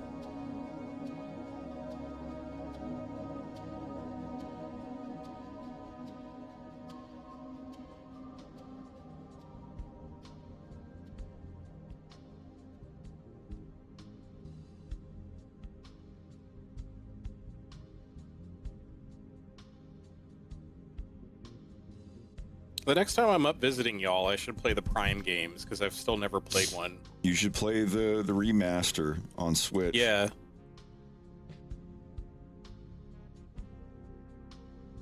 Because it's I didn't like it right when it came out. I was like, what is this? I'm clunking around. This first person.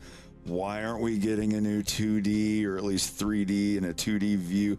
And then by the time I was a couple hours into it, I was like, this is Metroid. This is as Metroid as it could ever get. As somebody who absolutely adored Super Metroid, yeah.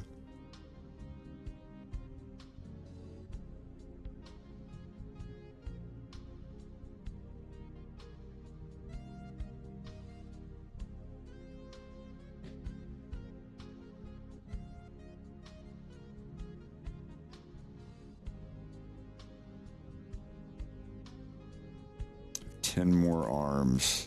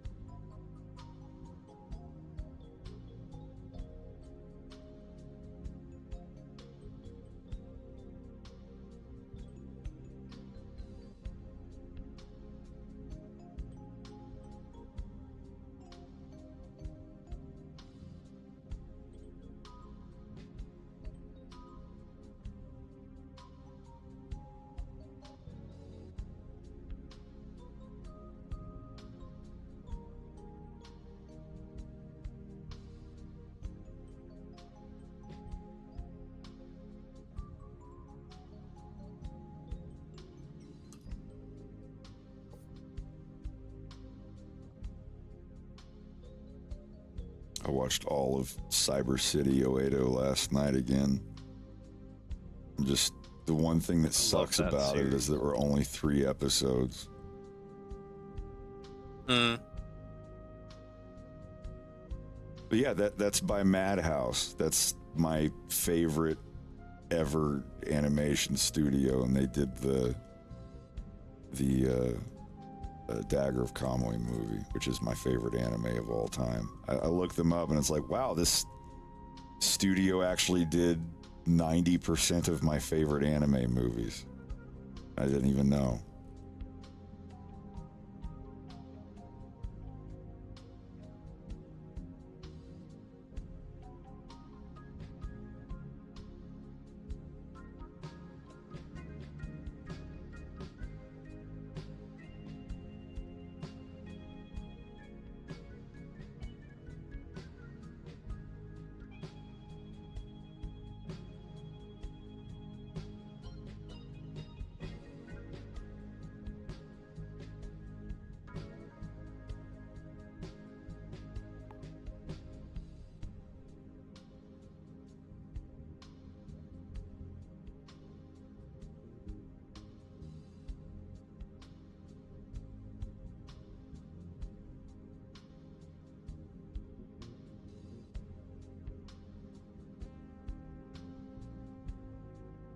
I'm feeling a little hungry.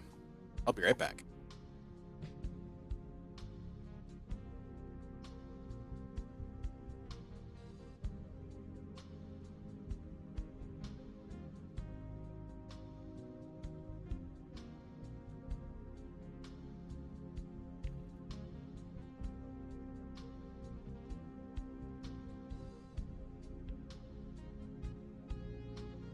Right, the creator of Cowboy Bebop's putting out another.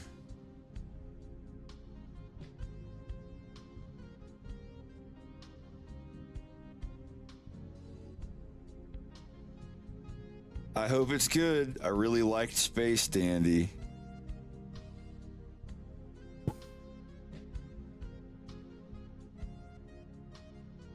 Samurai Champloo I thought was all right. The music was cool.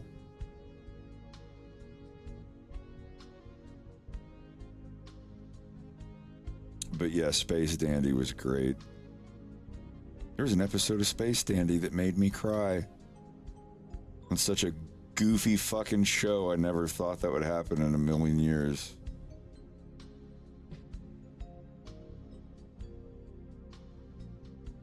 Because when I first saw it, I was like, okay, this is going to be one of those goofy things that resets every episode, and then the dog episode. Fuck.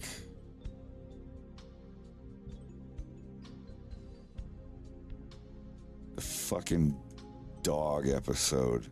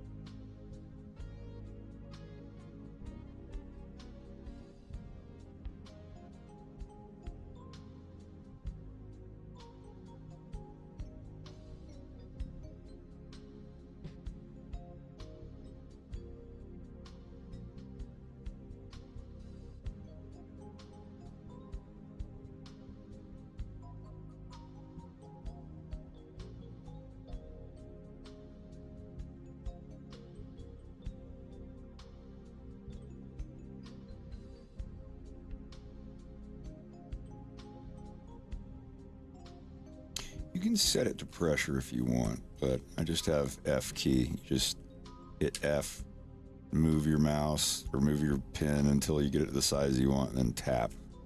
And then you can hit F, make it smaller again, and nudge in little places. Usually that's reserved for the radius of your pen, but I have it set to just the radius of the sculpt tool. Yeah, it's just the sculpt tool changing radius with the F key.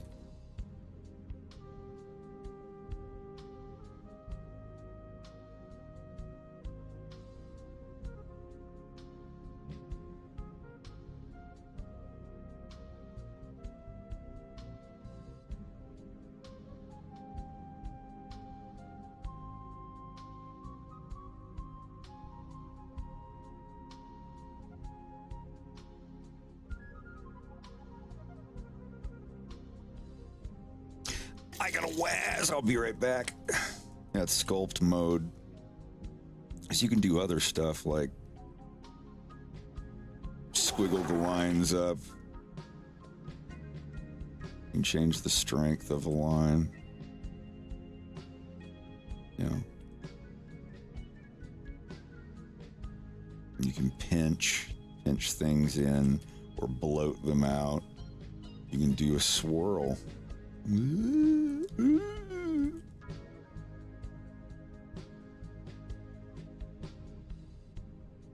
Anyway, BRB.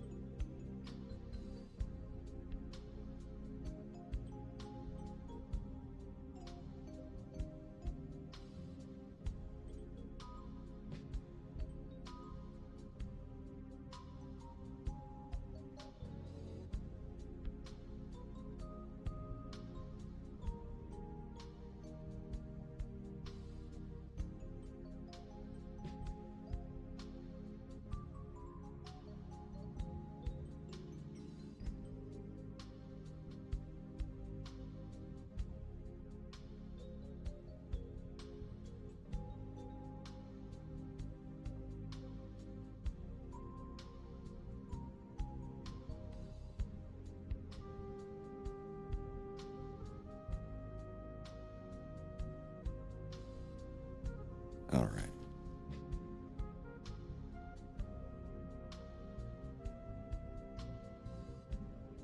Shit. I think we're almost done with the arms.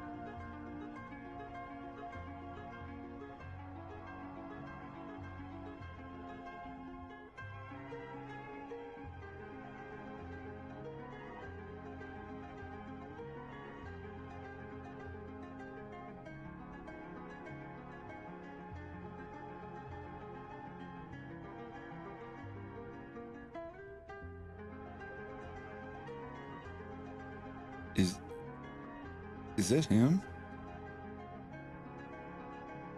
What's that? What was that? Was that Lex? No. Oh, that's somebody outside. Someone else. Puppy dog. Yeah. This neighbors.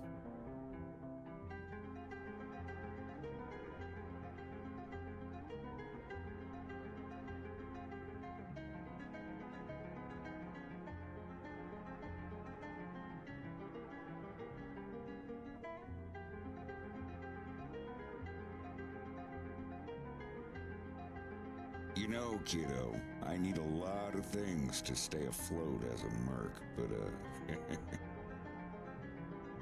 you know, kiddo, I need a lot of things to stay afloat as a merc, but you know, kiddo.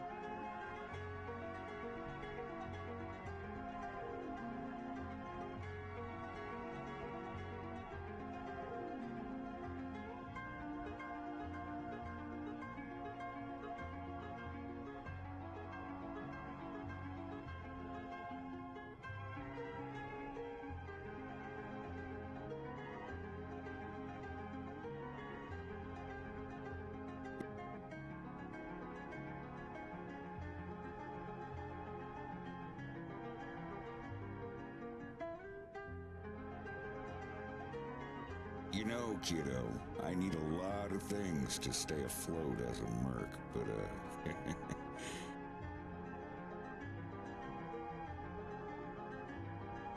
right now there's one thing I need more than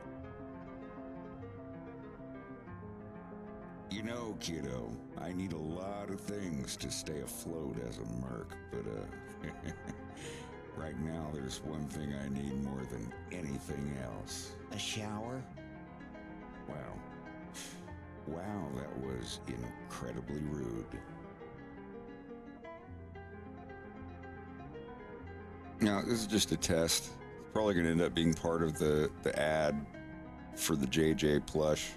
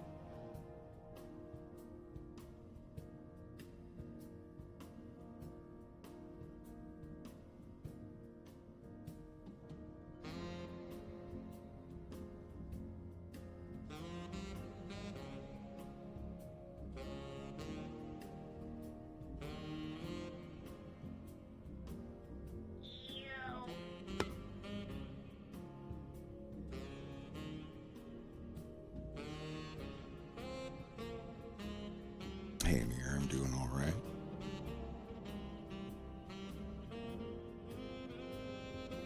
Gotta get this wolf avatar fixed.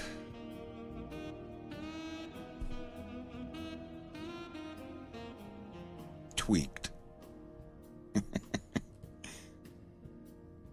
Just a little bit.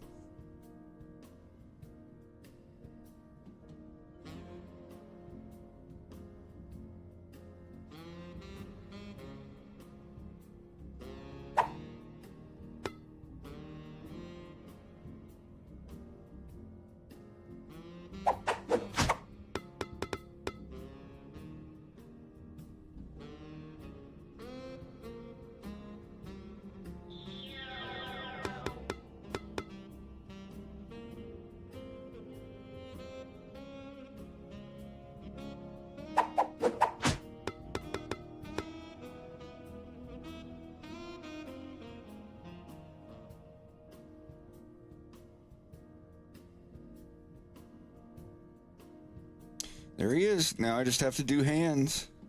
You know, kiddo, I need a lot of things to stay afloat as a merc, but, you know, kiddo, I need a lot of things to stay afloat as a merc, but, you know, kiddo, I need a lot Does look of pretty things good. to stay afloat as a merc, but, that's it. All I got left is the hands. Oh, hands! Oh, there's a couple of arm frames I gotta move.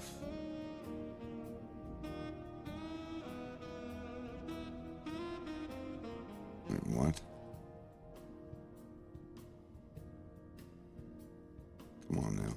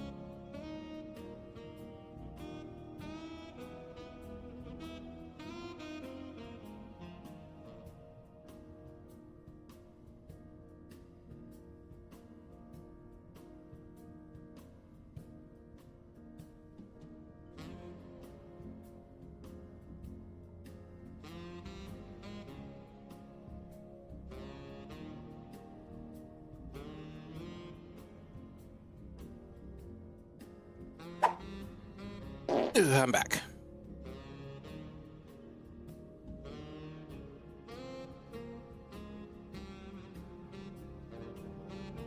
You know, kiddo, I need a lot of things to stay afloat as a merc, but, right now there's one thing I need more than anything else. A shower? Wow. Wow, that was incredibly rude.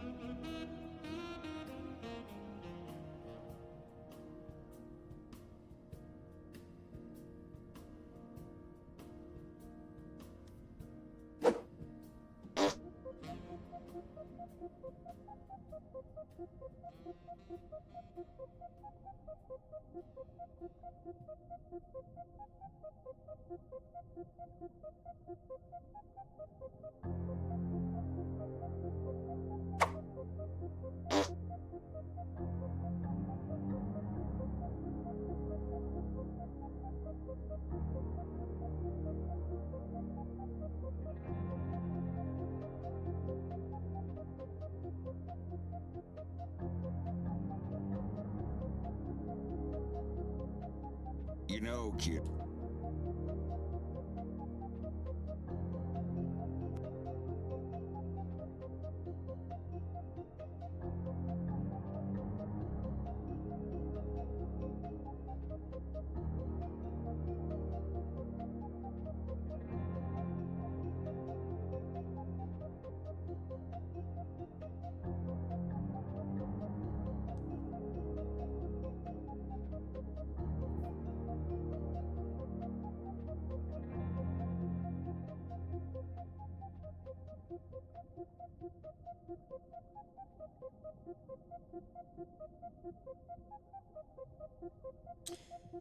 All right. On to the hands.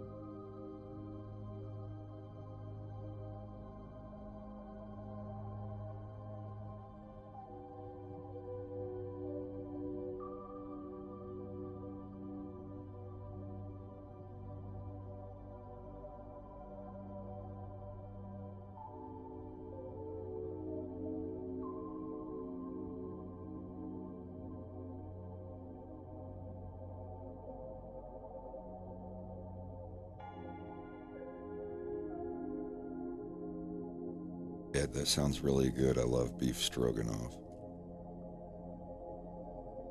No, 99% of the time I've had it, it's been Hamburger Helper, which is great. I love Hamburger Helper. I have no problem with it.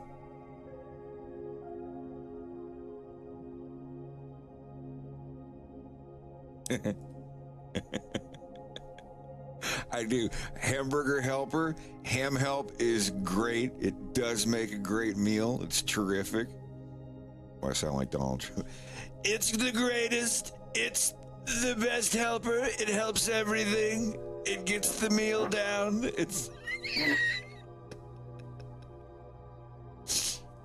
is. It is terrific.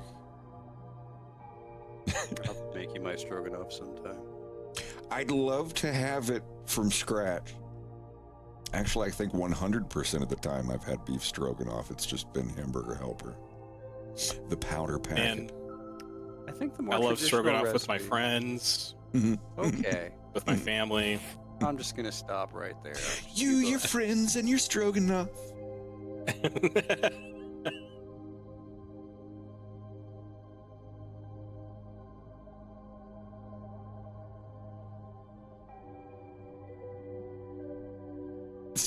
Stroganoff, your friends, and your Johnson.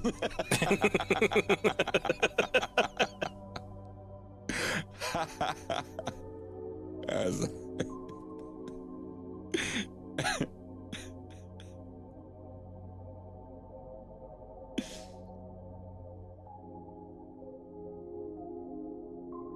I don't know where we're going. What are we doing with this?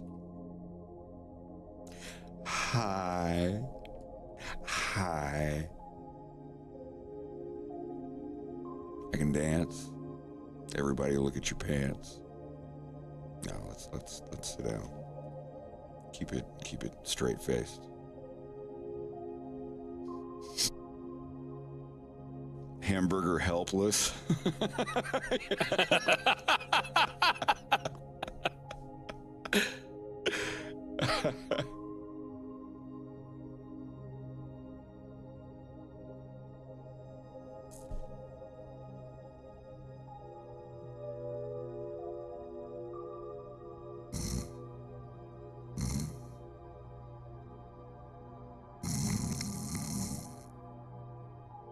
I need to recalibrate my eyes. It does make me look like I'm asleep.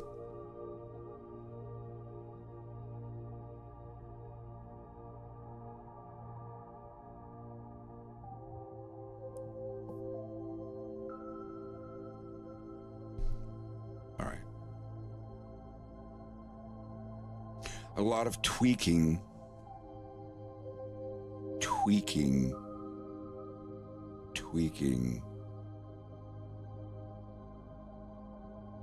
my nose.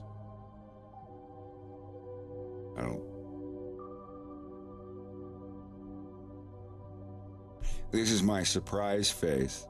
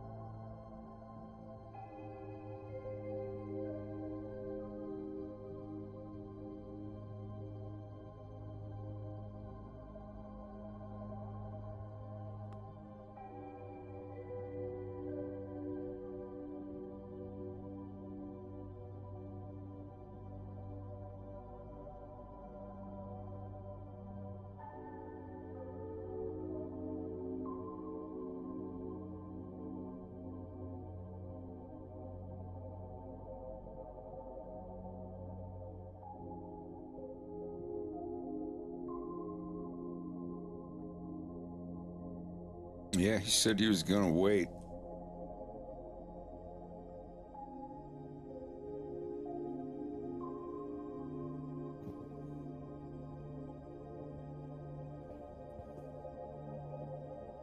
I got everything ready to set up, and he pulled out.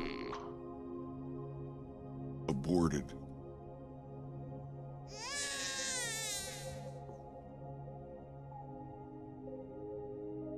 I said aborted.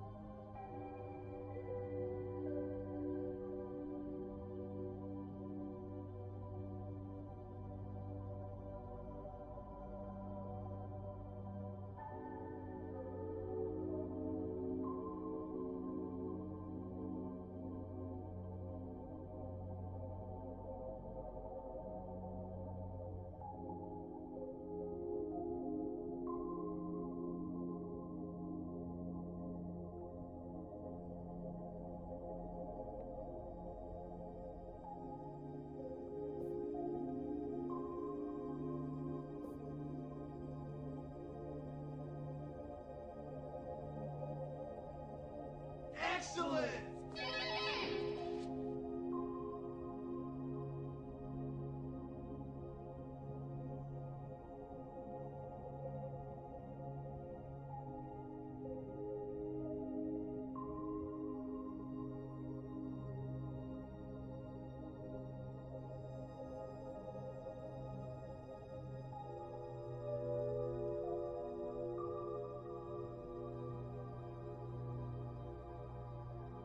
Thank you, Anonymous. Gifting an anonymous tier 1 sub. More like a wolf.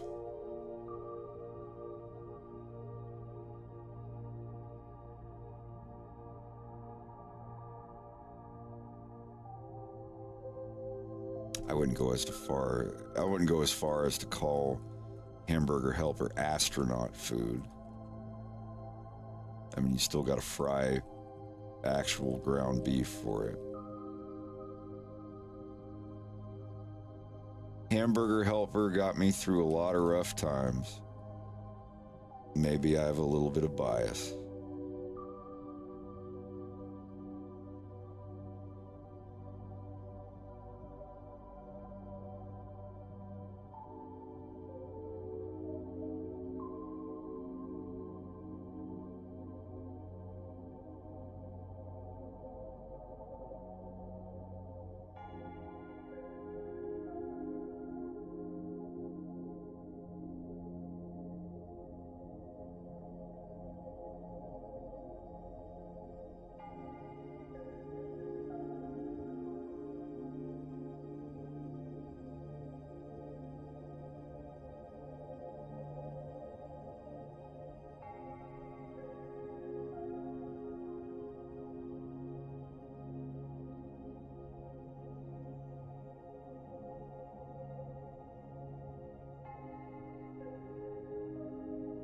Did you see the ravioli I got? No. I put it in general. Did you? Oh, that's ravioli? Oh, wait, that's chicken and potatoes. A little further No, up. the 3 pictures up. Yeah. I found out they make carbonara raviolis. Oh, fuck, that is what that is. Those are like they aren't like ready to eat. You gotta like boil them and cook them and everything. Yeah. But I love that Larry David's making pasta now. wait, what? Isn't that Larry David? Oh Jesus! Oh no, the guy on the Rana. Yeah. I just typed in Larry David pasta and it just came up with a picture of this. You gotta try my pasta. It's pretty. It does. It looks like Larry David. I'm not eating your pasta. No, you came over. You're gonna fucking eat my pasta. Oh my God! Someone already made them. Jesus. Well, I was gonna make a meme, but someone already did it. Yeah. I literally just typed. I thought you literally meant that he started a pasta company. No. And I just typed in Larry David pasta.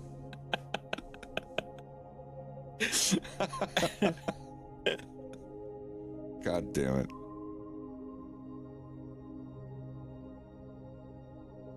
Future U.S. Senator Al Franken worked on a canceled Saturday Night Live sketch in the 70s for Placenta Helper. Why did it get canceled?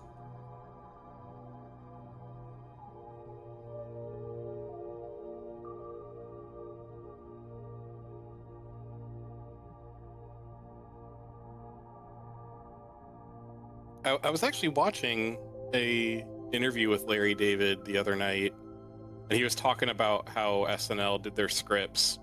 Like, you would write a sketch, present it, and they'd either say, yeah, it's great, or do a rewrite. And if you're asked to do a rewrite, it's going on the show, and whatever the rewrite is what it's going to be. Like, there's no second rewrite, because they have to get them done, like, every weekend, obviously.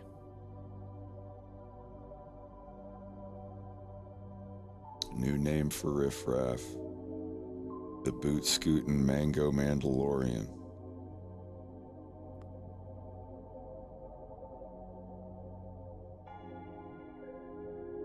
I pull up to the Regal in a buttercream beagle.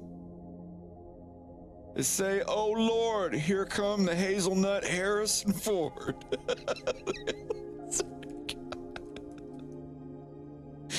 God. No, I think Saturday Night Live was great when around Night at the Roxbury. I think around like late 90s was when it peaked. I mean, there's always a good skit here and there on Saturday Night Live, but just the climate of today's stuff, the skits are only going to be funny to half of the people, one half of the people who watch, or the other half of the people who watch. I don't know. Every great once in a while, there'll be a banger that everybody will talk about, but it's not because anyone watched it on the show. It's because they saw a YouTube video of it after the fact.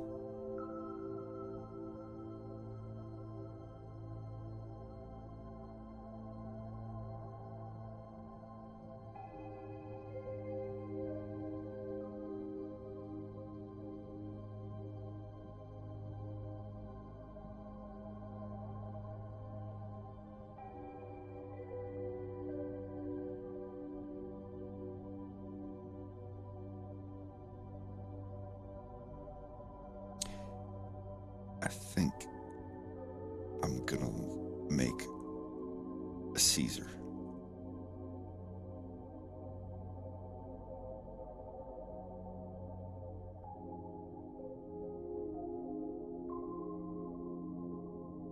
Oh, hands.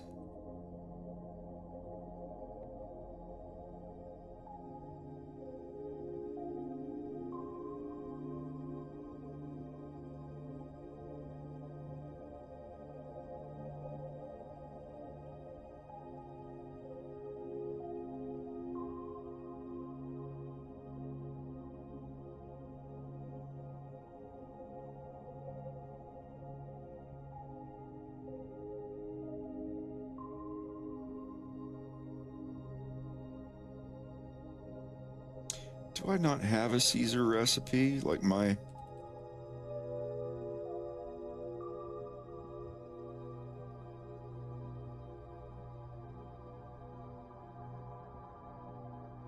No. Did I not write it down?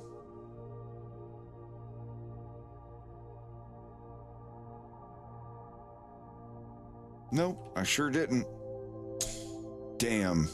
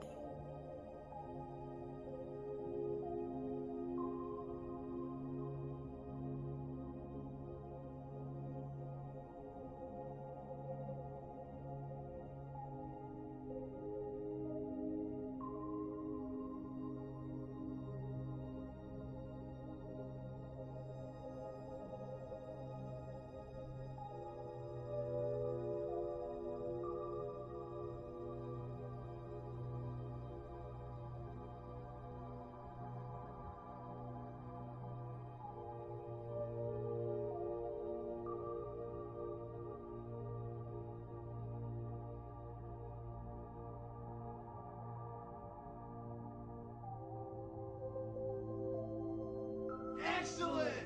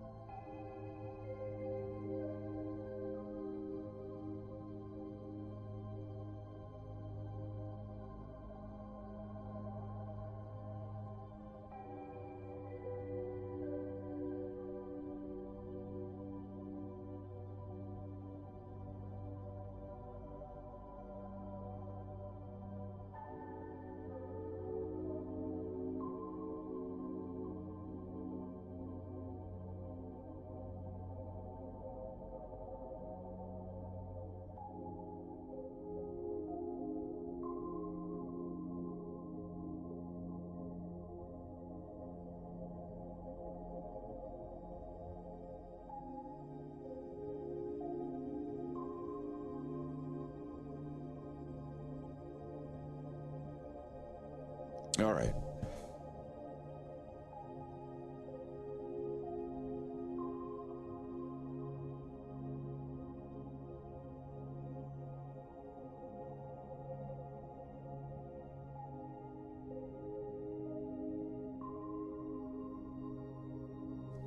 Tastes like something from a restaurant. It's very nice.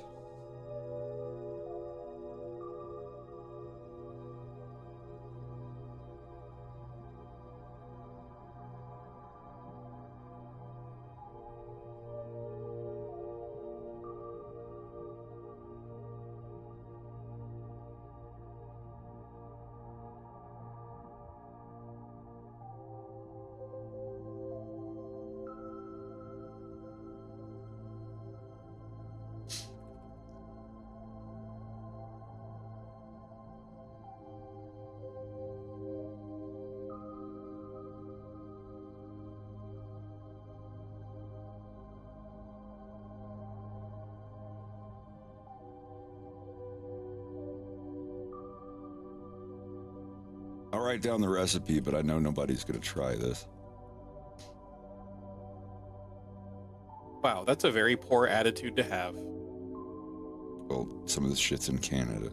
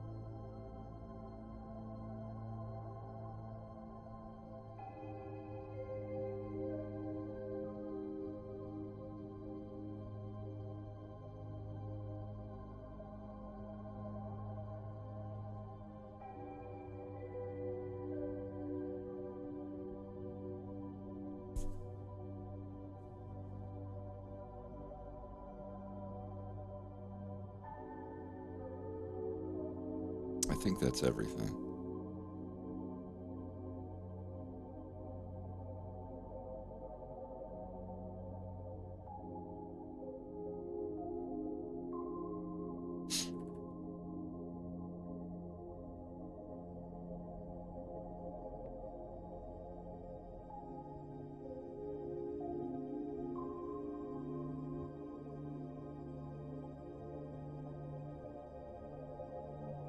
Can I show this?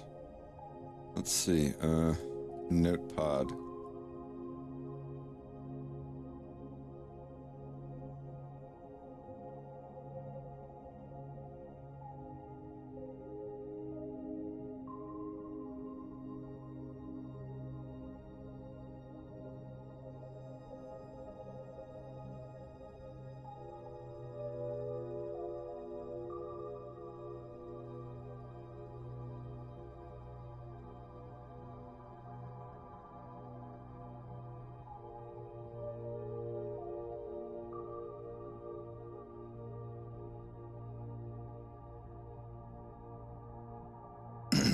There it is. Grab it now.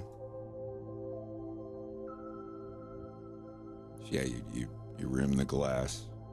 If you know how to rim a glass, you rub lime juice around the rim or wet it with something. I use butter.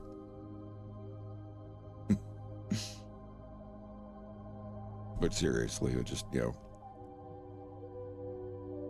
Throw some ice cubes in, add your vodka, squirt of lime juice, an ounce or two of clam juice. Yes, there's clam juice in Clamato, but it's not, you know. I've done it with gin. I've done it with whiskey. They're a little different, but it still works. I've made a Caesar when I was out of vodka.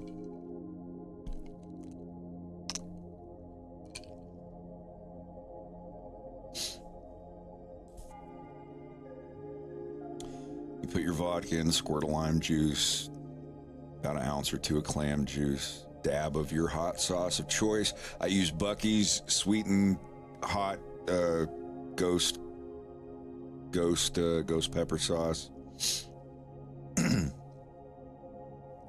You can literally buy a bottle of clam juice. The clam juice is optional. I mean, all of this is optional. You don't have to drink. But yeah,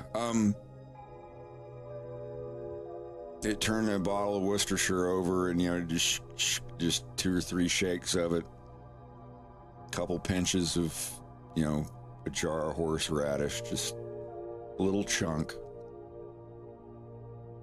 And the secret, the restaurant secret, is a little bit of pickle juice from a jar of pickles.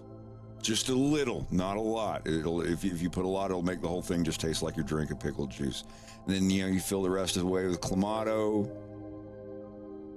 dash some crushed black pepper in there, then cover your hand over the top and shake it. Or you can pour it into an empty glass and then pour it back into the rimmed glass. And then stick some cheese curds on a toothpick if you garnish, if you're into that stuff. I don't really need a garnish. But yeah, that's I mean, any single one of these ingredients, if you can't find it other than the vodka, of course, it makes for a great drink. I swear, promise, trust me.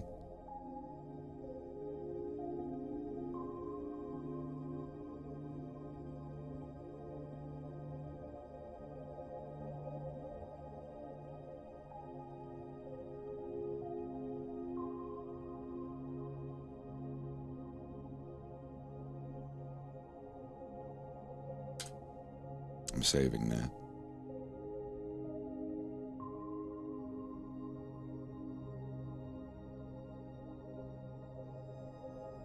This right here is crack. This is my crack recipe. Screen cap this. Make these. I'm going to delete that. It doesn't need the extra salt. This right here, oh, it doesn't taste like regular Turkish Delight. This is Midwest white lady Turkish Delight from the early 90s. But this is...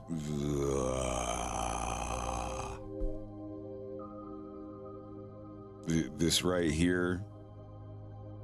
Oh, did you actually do it? Did you actually do my thing? Made with cranberry jelly. That's probably even better. I got this recipe when I was in 5th grade. I wrote it down. This recipe is from my handwriting. Like, I have a photo of the paper that I wrote this on. My handwriting was almost as bad as it is now.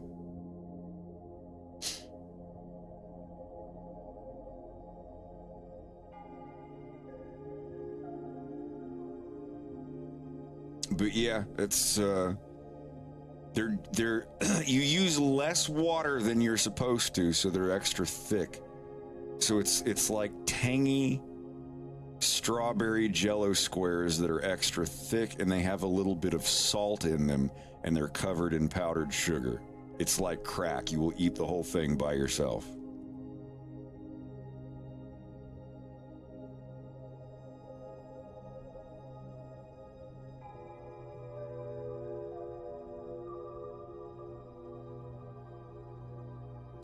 No, that the recipe I just showed, that is not for pretzel salad. Pretzel salad's a little more involved. The Fred's Turkish Delight is it's just squares of Jell-O with salt and covered in powdered sugar, and it's just enough salt. It's just enough salt to give it like a sweet, salty taste, and it's so good. It's so good, but it has to be exactly a teaspoon of salt. If you put any more in it, it'll be too salty, and you won't enjoy it. Oh my God, it's so good. Just read the instructions all the way through before you start, because it's like, oh, I need a 8-inch square Jell-O pan.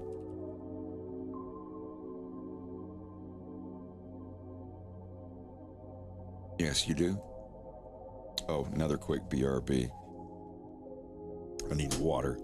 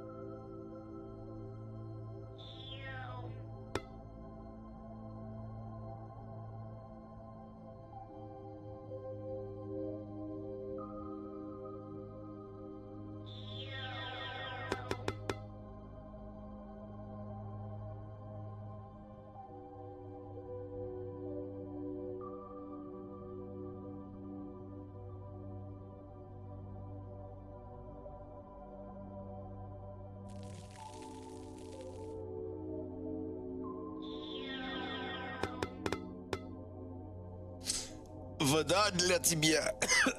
Блин! Русский в чате где? Как вы себя чувствуете? Добро пожаловать.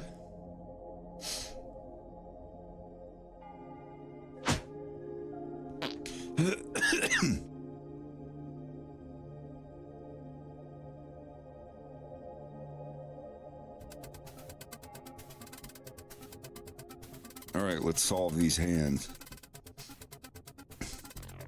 Oh, hands!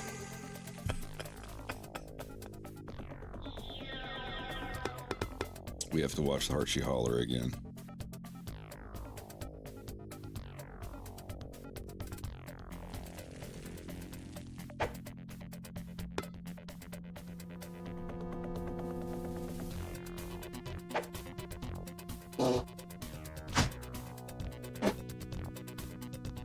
Yeah, Kirsten Shaw was a guest on one of my favorite podcasts not too long ago. And Did she talk about the Heart Holler? Well, so Katya was like, listen, like, I really hate doing this, but I just have to let you know that I was a huge fan of, like, you know, of you and Bob's Burgers and all these other things, but my favorite thing that I saw you in was Heart Holler. And she, like, leapt out of her seat. She's like, I can't believe you know what that is. Like, no one ever tells me that they loved me in that show. And then she's like, that was my favorite thing. That's like the favorite thing I ever did. Like, working on it was amazing. Hershey. Dude, massive fan of it. Yeah, like, and holy, you know, fuck. she had to leave the show because she had other things going on, unfortunately. But she wanted to stay in it. With Amy Sedaris, who did a great job. Yeah. I love Amy Sedaris too. God, but, what a show! Seriously, I want to go through the full first season of the Harchie Holler. It's like David Lynch. I don't know. It's like David Lynch if he grew up in Tennessee and was horrendously perverted and hung out with because it's by the Wonder Shows and people. Yeah. PFR, which I love everything they do. I've got the fucking coffee table art book that they put out. Yeah, I've seen it. That's gonna be hard to find. But yeah, that illustration. Hey Fred, how long does it take to be proficient in Russian? Been learning as a hobby for about 1.5 years now. I'm still not proficient in Russian, and I've been learning as a hobby for 5 years, more than 5 years. But that's the thing. If you're learning a language as a hobby and you're not studying 4 hours a day, yeah, it's going to be years. Eventually, when I get a big chunk of my life figured out as to what I'm going to do about this cartoon, I'm going to start taking a fixed scheduled day or two every week to focus on language learning. But Ed, I'm going to tell you right now, especially, you need to be told this if you're shy, but if you want to get better at a language, you need to get a teacher. Even if it's on Zoom or Skype or Google Groups or Meetup or whatever the fuck that shit's called, if you want to get good at a language, you need to interact with an actual human being who can live and on demand fix your mistakes and correct you and tell you when you're speaking wrong. If you try to learn it by yourself without any native speaker there to tell you what you're doing wrong, you're going to learn it wrong. That will happen with any language. Well, that's what I mean, like a class, a teacher, like anywhere where you can interact live with, I'm not talking about like instant messages. I mean, where you can speak out loud and someone could be like, you're doing a great job, but you mispronounced this word and then this is pronounced this way and all that.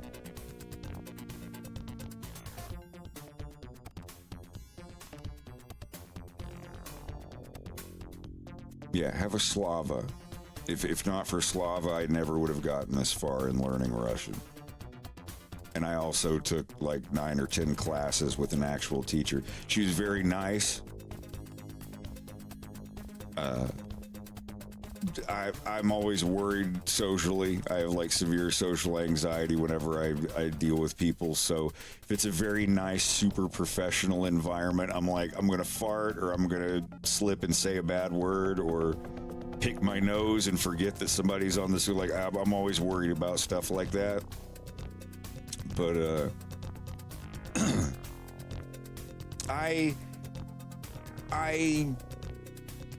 I do recommend being on webcam and being able to visually communicate as well with a teacher, or obviously the easier option just to actually go to a community college or somewhere to learn Russian. Right now might be a little hard. I don't know. Regardless of whether people are worried about Russia or friends with Russia, learning the language is not going to be a negative. I get a lot of people go, oh, why are you learning Russian? Don't you know what's going on? And it's like, well, you got to understand there's a lot of Ukrainian people, like immigrants, refugees, what have you, that are coming over here too, and they all speak Russian. Some of them don't speak Ukrainian. There's more people around here who are from Ukraine who speak Russian than, or at least like they all speak some Ukrainian, but they speak more Russian than Ukrainian. It's not like that everywhere, but here, yeah, like from what people that I've talked to that have actually spoken, and like people in the communities on Reddit and stuff, that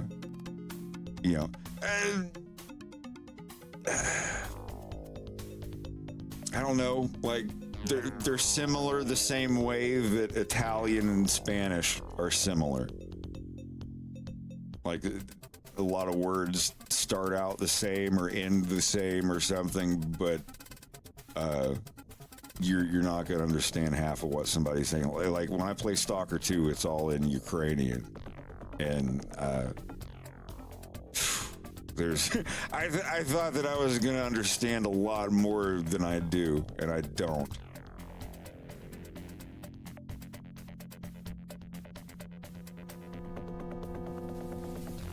Anyhow, I would definitely recommend always making friends with someone online. Always having a friend who can speak the language, who is fluent, not a friend that's like, oh, I speak it too, dude. I studied it for however long. Like, even if they're the biggest, like, Russian study or scholar person, if they are not native, they're only going to be able to teach you, like, 80% of what you need to know. Because some things it's not, oh, I know I've read Tolstoy and I have a 19,000 word vocabulary. There's little things about like what natives sound like. Like if you have a word that has the je and then an e, like this looks like this is lived. This is like past tense of live. And this, you think this is Gilles. The location of your tongue when you're doing a proper je is je. Je is like low, and when you're doing an e, like in this one, your tongue is doing this, like this is the front of your mouth, and in the e, it's kind of like that, and it's hard to go from this letter to this letter, just literally like a computer, like Gilles. A native Russian speaker, the E sounds more like an U. So whenever you have an E after a je, and there's a couple other letters too. This is one of the 5 or 6 spelling rules they have. When you go from a je to an E, it's not Gilles, it sounds more like Gilles. Like it's kind of a ooh. It's just easier to say. I could think of 100 more, but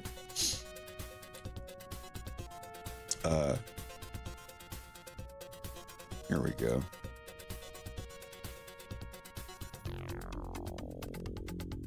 This is a word everybody knows.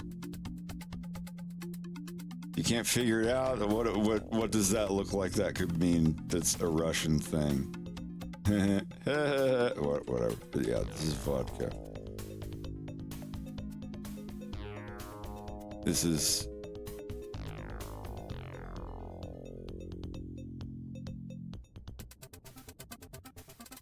these guys right here.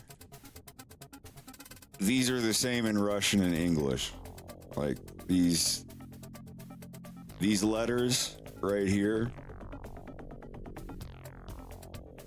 These are the same in both languages.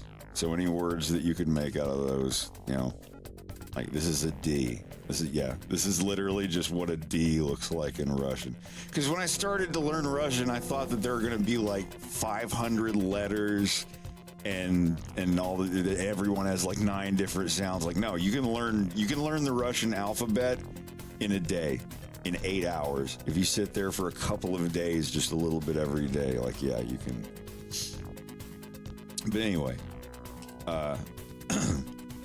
another rule, if you have a vocalized consonant that comes before a K, and there's a couple other letters too, but just for this example, you think this would, and since this is the stressed thing, that the O gets the O sound, so this word is vodka. And you think it would be vodka, but this, if these are both vocalized consonants, like this is like a V, it's because it's a V here. A V is the vocalized version of F. The D is the vocalized version of T. It's like what sound would you make if you tried to make this sound but added your vocal cords to it? Like an F.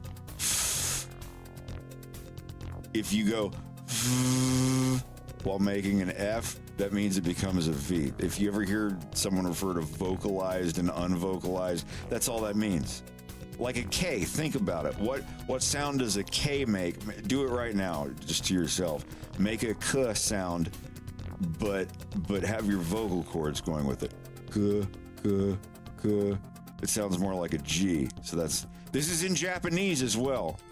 The symbols that not all, but most of the symbols that you draw, if you add this to it, it becomes the vocalized version of that. And it's not for every letter, but some of them, like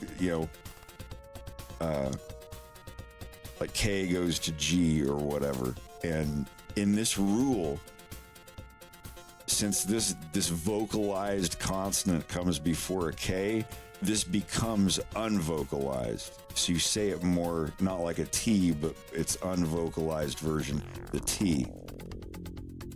Not the D, but the T. So instead of vodka, which it already sounds kind of like you have a stuffy nose, you go vodka. So you don't sharpen the T, you just make the D lazy, like, oh, vodka, not vodka.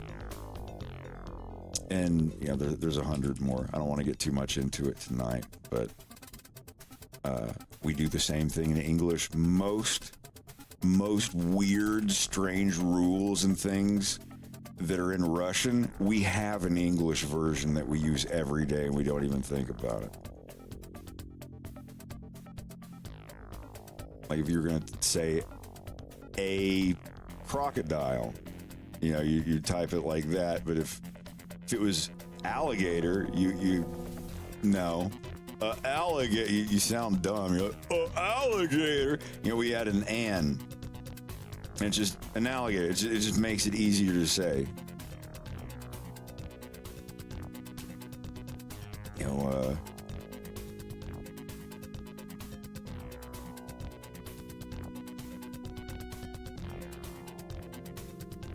Sweet album. Avenue. I was just thinking Alan Parsons when I said that. Anyway, like British people. Some of you don't even notice you do it. But yeah, in between vowels, it's like, he parked his car on Ammonia Avenue. Which avenue? Ammonia Avenue. Yeah. But a lot of things do that. In Russian, if you want to say about me, just o mnie, like o means about. Mnie is like, to me, it's a different case of me. And since there are two consonants here, let me do this one first. Like about this.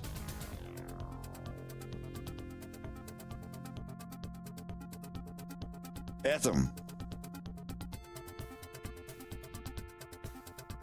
This is a weird E. This one just sounds like always. This character. This one can be e, yeah, a couple different things depending on if it's stressed or not. But this one is always and this is just etam.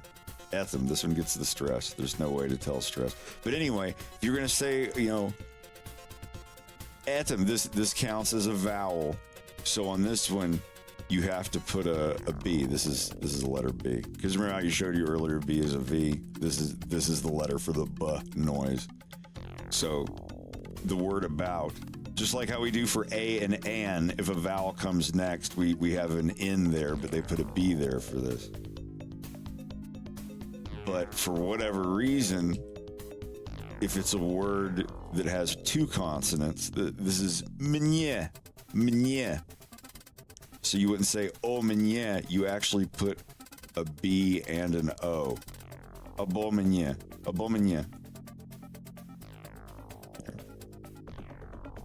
Это обо мне. It's like, it's about me.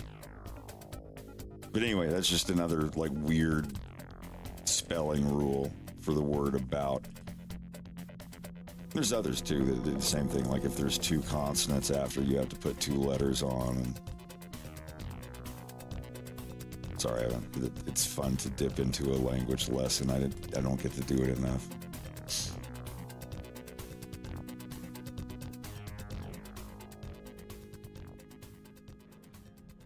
Also pads out the stream a little bit.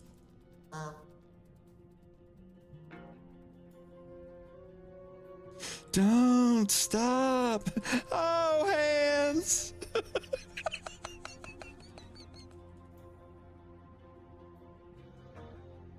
Oh, damn, there's like 112 people in here.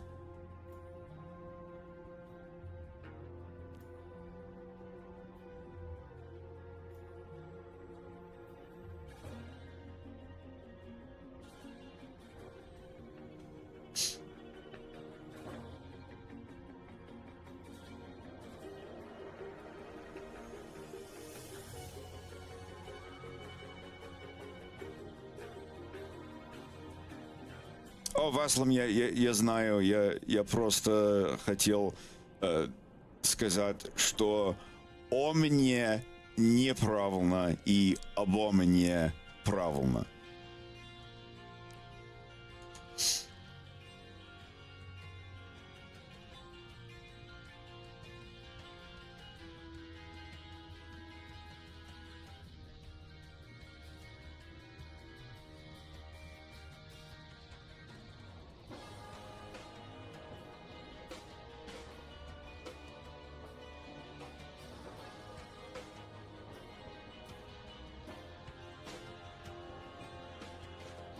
Да, иногда я преподаю русский язык на стриме, когда я транслирую на Твиче ради развлечения.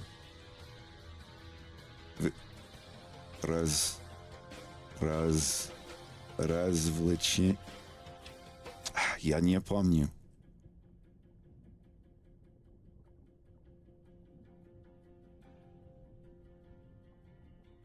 Sometimes I have to write it down.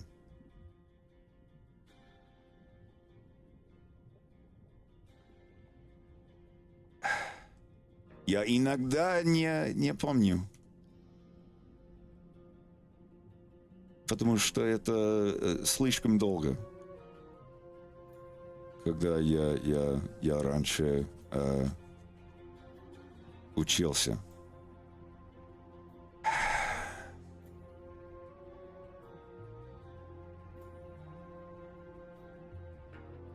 Я хочу больше учусь говорить на стриме.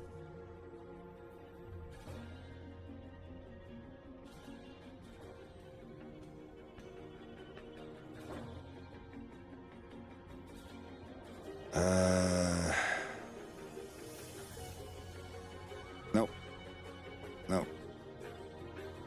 Вот. Развлечение.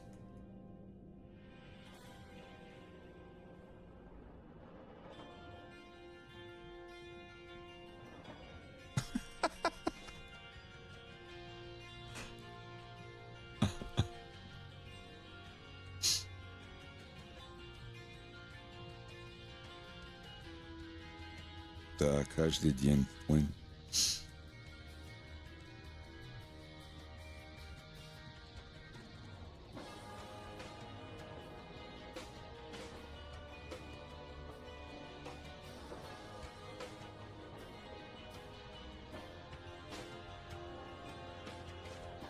Руки. Рука, руки. Нога, ноги.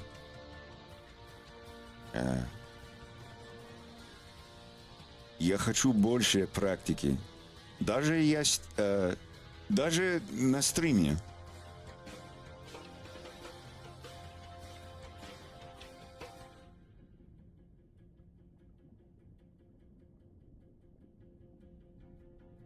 Хочу пить.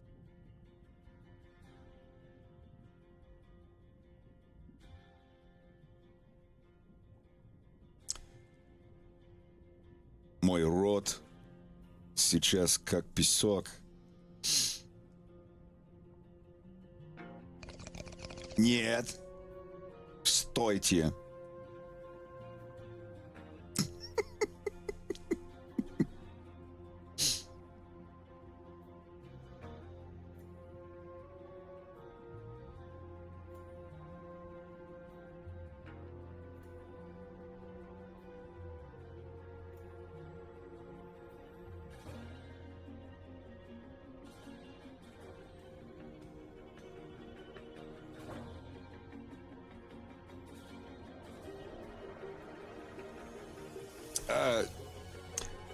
Да, я пью водку и я не знаю, как сказать tomato. Сок из томат и сок из моллусков. Моллуск. Моллуск или clams? Как сказать по-русски clams? Сок из томат. Я думаю, что это томат. Как сказать по-русски tomato и clam? Google. Tomato. Oh, pomodoro? God damn it. Pomidor. And clam. Моллюск. Моллюск. Помидор и моллюск. Поэтому это будет... я пью водку и... с соком... Соком или соком? Мой мозг. Ай, болит.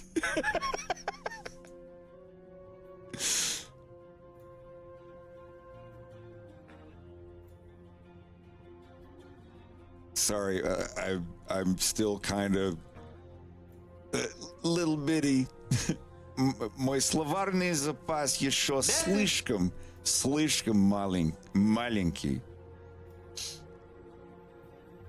Никогда не пробовал сок из моллюсков. Sounds terrible.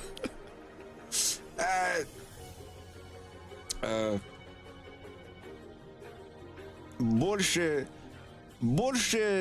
помидор, чем моллюск. Много больше помидор, сок из помидора, чем сок из моллюск. Oh, Cage Dog, I'm not Russian. I'm from Tennessee. I'm just talking to somebody in the chat. I started learning Russian in 2019, and just as kind of a hobby thing.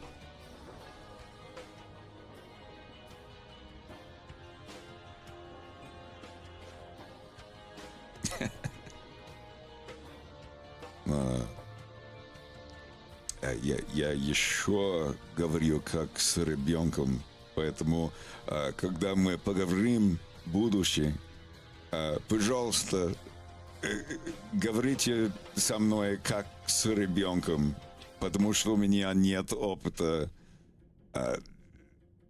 Что касается слушать, мой опыт только говорит, не слушать. У меня есть один друг из Калининградского области.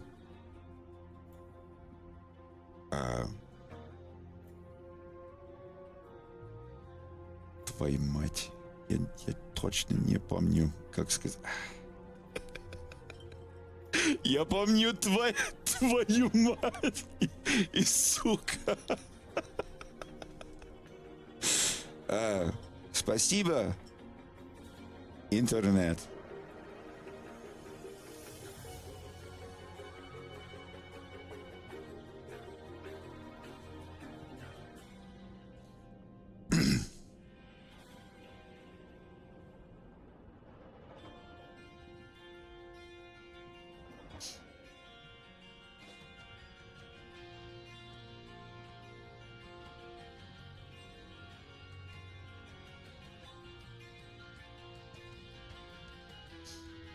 Я очень нервен. И застенчив. Как сказать? Я еще не помню. Застенчив. Я очень застенчив и нервен. Даже в интернете, даже на стриме. Интернет. И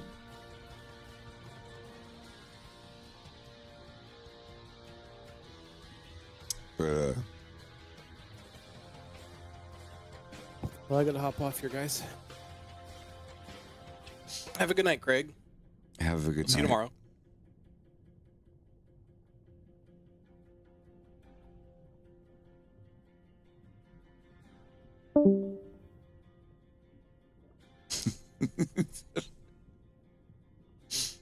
Oh, here's another one. Here's another example.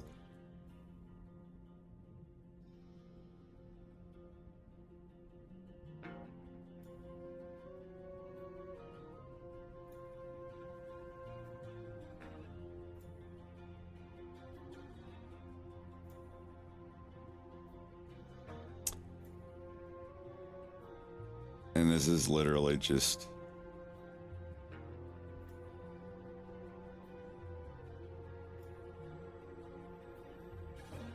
and this is v internecie. This means inside of the internet. This is just internet by itself right here. It's literally just say the INTERNET, internet. But because you're saying inside of it, it gets the prepositional case.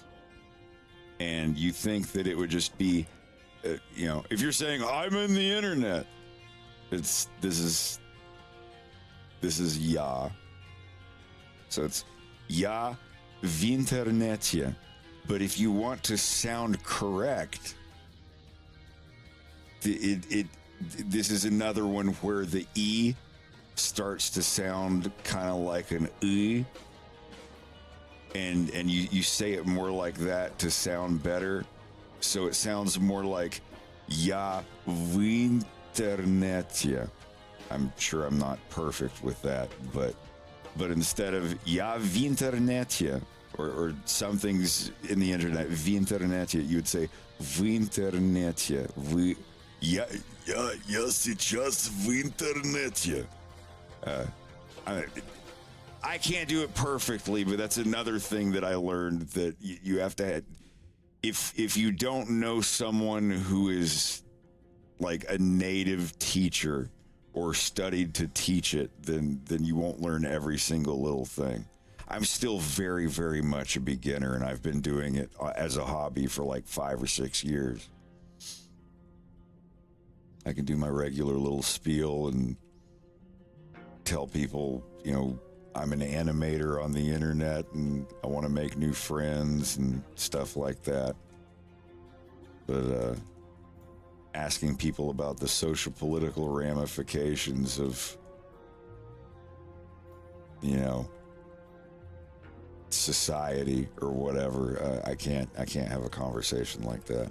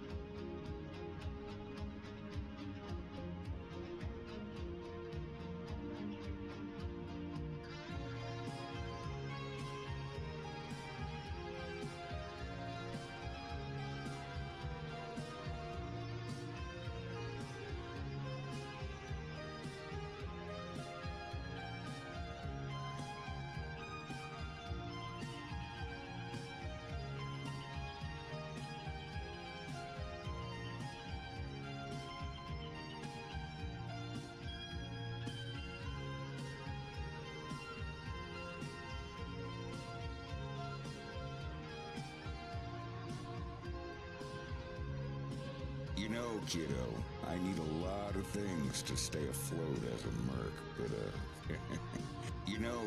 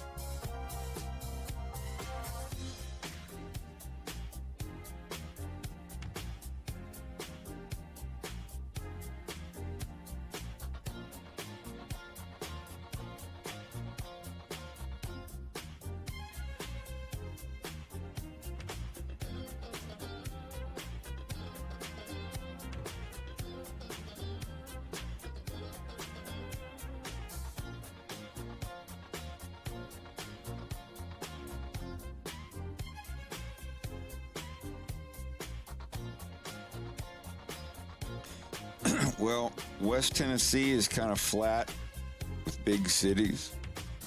East Tennessee is little itty bitty cities way up in the mountains. It's so pretty.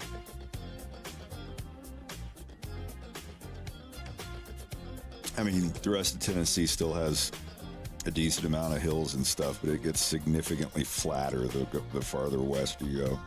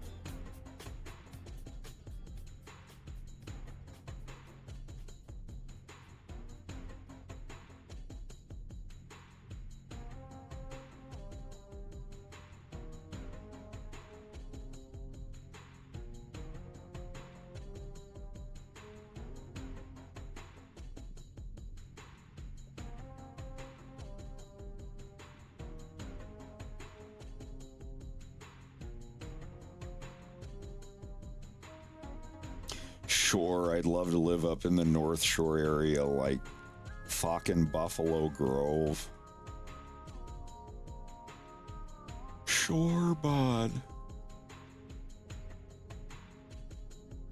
Come down to fucking Illinois with the Americans. Bring some Canadian whiskey.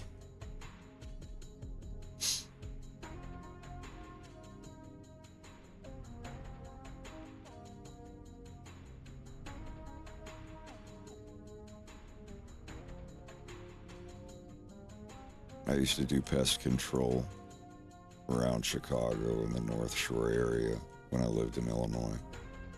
I've been around. sprayed many a bug.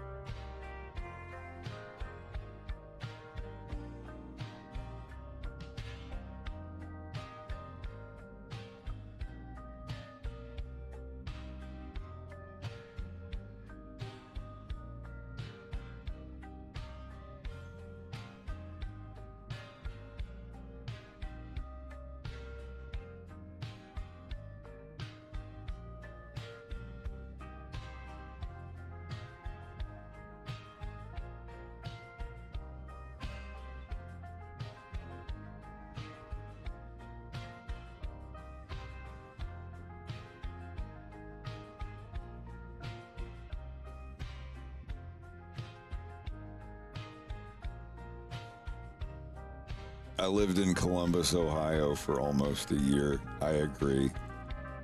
No offense to my friends that lived there. The friends were great. The roads, however, I won't get into specifics of what scared me, but geez, there are some rough spots in that place.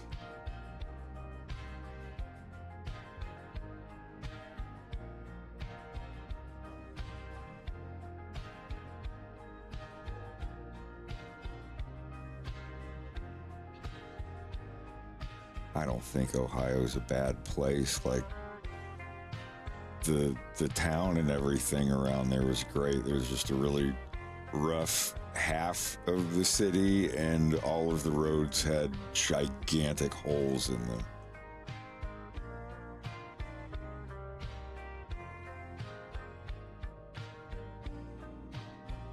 But other than that, it was fine. Just driving anywhere sucked. Living there was fine.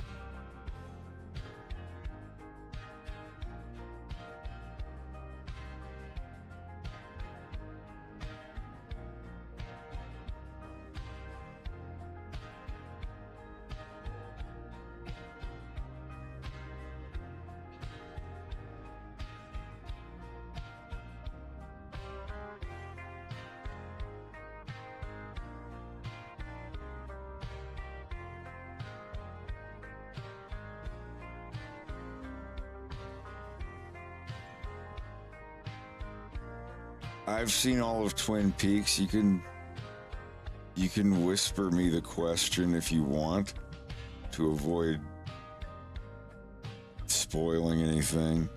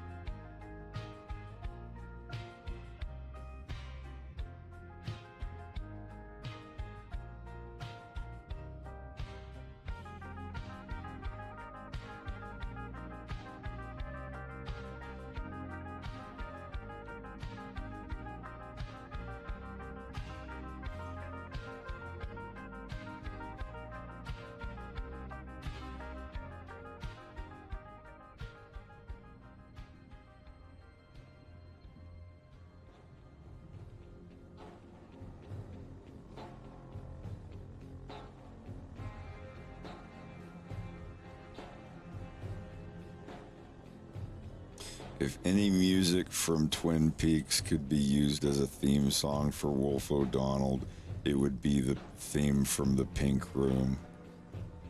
Definitely.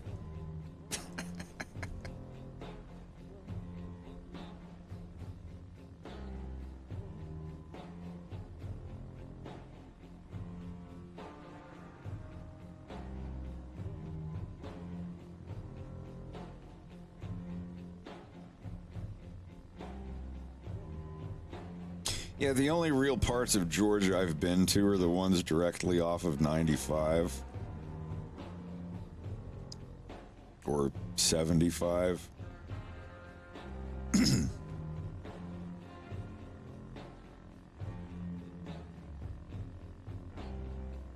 Never really just like hung out in Georgia, except for Atlanta and Athens. I've been to those two places. Mission complete. No need to replay. So it's... Yeah, Shoo Shoo. The duo.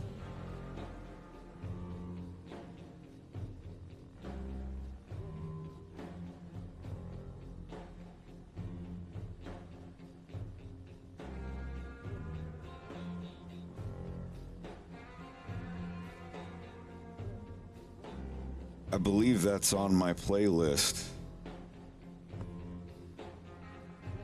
Yeah, I'll play that now. You've triggered me. Oh, the dun, dun, dun, dun. And the cover of Sycamore Tree is pretty creepy too. Yeah, this is a good one.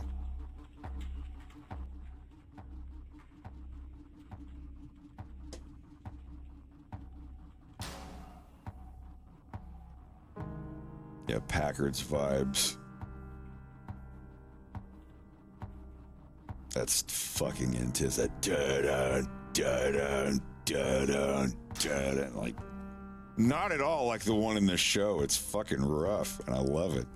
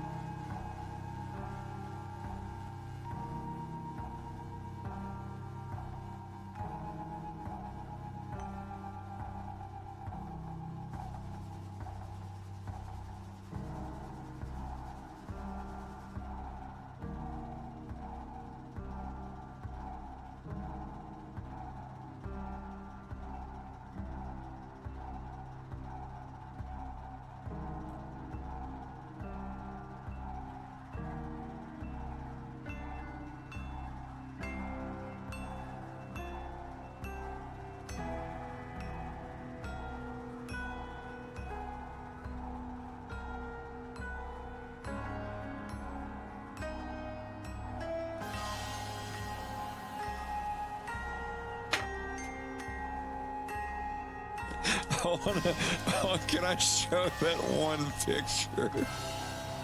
Which one? Can I just? That's all I'm going to show from now on of the body pillow progress. Which? Yeah, sure.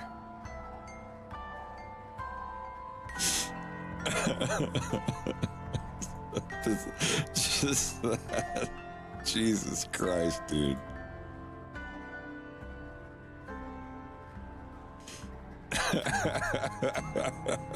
Fuck.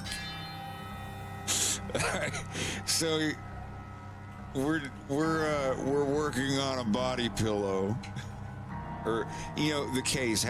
How do you do it? Explain it again. You buy the case and then you go to Michael's or Walmart and you buy the proper size pillow for it. Yeah, just a full-length body pillow. Yeah, but the Docky is just like the case that you buy for it. Yeah, and it's printed on with some sort of like laser ink thing. Yeah, and it's for personal use. Well, don't put it like that. Of course, I know. Yeah. Well, if you want it to be. But yeah, anyway. This is a high definition pre. Jesus Christ, it sure is. That's it. That's all. I think this is literally going to be like if I show a preview before release. Yeah. Let me also get your approval on this. I didn't finalize it. I'll send you another screenshot. I want to discuss proportions of the body. Yeah. And stuff. I'm not saying anything's wrong, but I want let's get the thickness and the fatness like perfect, and the size of the head compared to the hands and the body and all that, and because I don't really have a model of just how fat or skinny he is. Not yet. Not yet. Is putting that there too much? I think he should just be holding it in his hand, like in one of his relaxed arms, is just kind of like lazily holding it to the side. Okay. I think putting it next to the groin would be too suggestive. I thought so too. I didn't know if it was too tongue-in-cheek. We're getting down. We're splitting hairs. We're narrowing it down to exactly the level of raunch that we want for this design. Tasteful raunch. Yeah. We want to give it the perfect coating of raunch dressing. I'm thinking. Ooh, no, actually, that kind of means something else. I shouldn't use that word.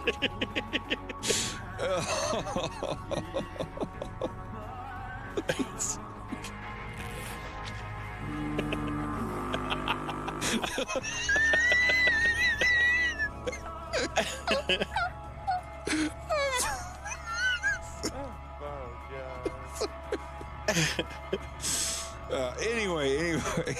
Yeah.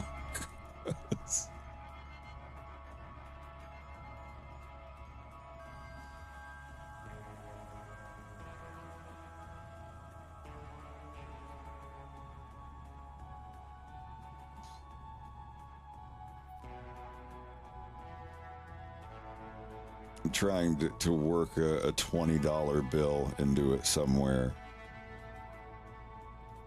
I thought about Like that on the back cushion. side. It could be in his back pocket. Like one of the cracks in the couch cushions underneath them, there could be like the corner of a Cornerian 20 credit note or whatever. That's a good idea.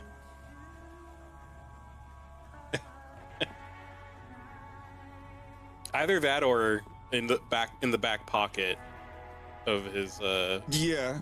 of his sweatpants.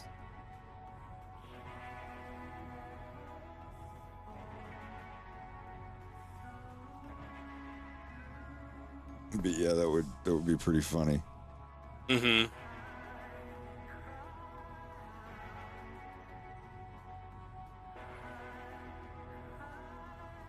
was trying to think of something clever to put on the beer bottle for like a logo.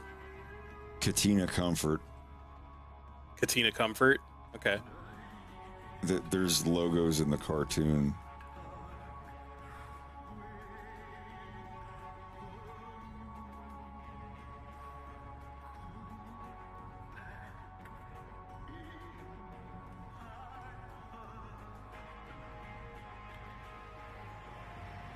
I don't know, like having the like laying kind of sexy with the plush of his son would, I don't know, that gives a weird vibe to me.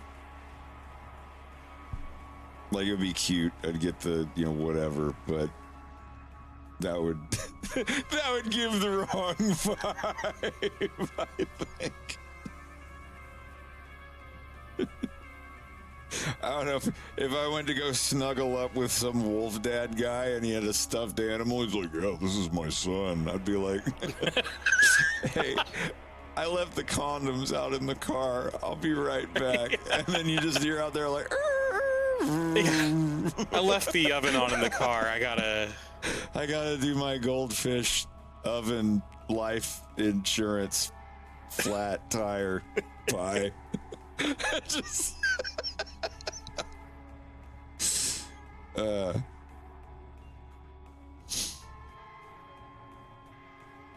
I wonder how we would do the I'm being ad. silly. I mean, yeah. If maybe a Reese plush would be more. It's just if it wasn't his son, I'd be all for it. I don't know, but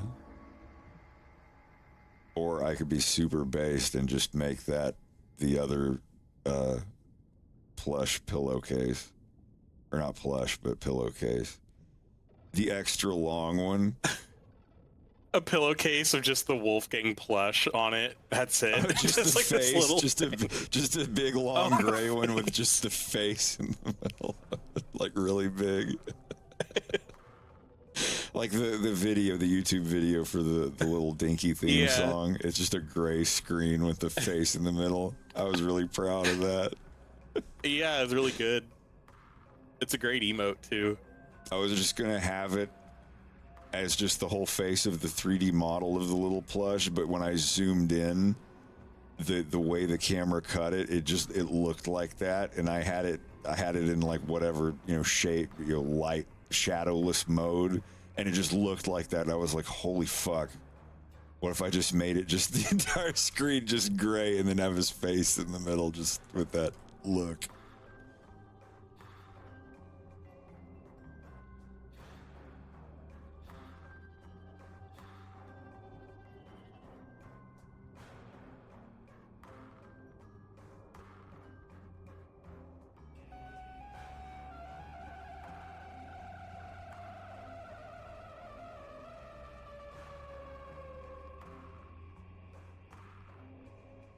Also, we had that same exact TV remote growing up. Hell yeah.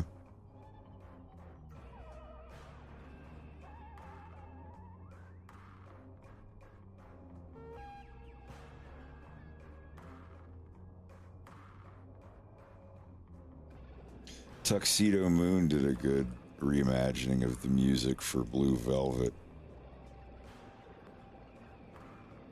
So if you like Shoo Shoo, then you should check out I forget what the name of the album.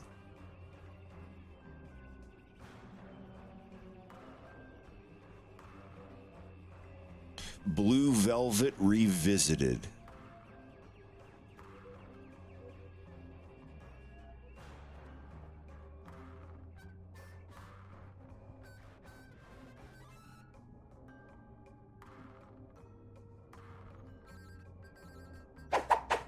Have a good night, Ed. Ow.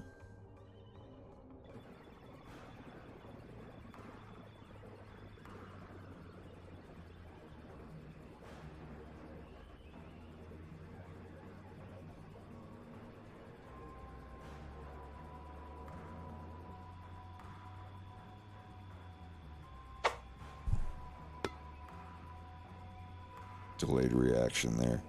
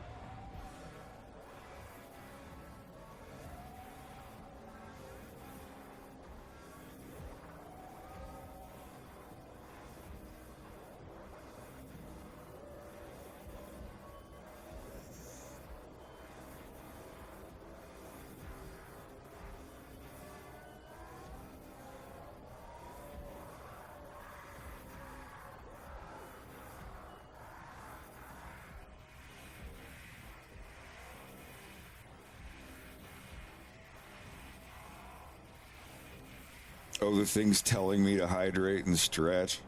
Oh, that's the thing. I usually get up and do a BRB like every hour or two as it is. I'm constantly drinking Perrier water and having to pee. So, believe me, I hydrate plenty. I have a water cooler behind me. I fill it up regularly. Stretching. Every time I get up and go upstairs, oh, whoa, watch out. Watch out.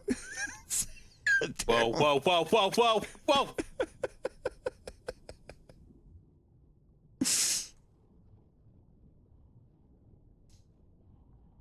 Pelted.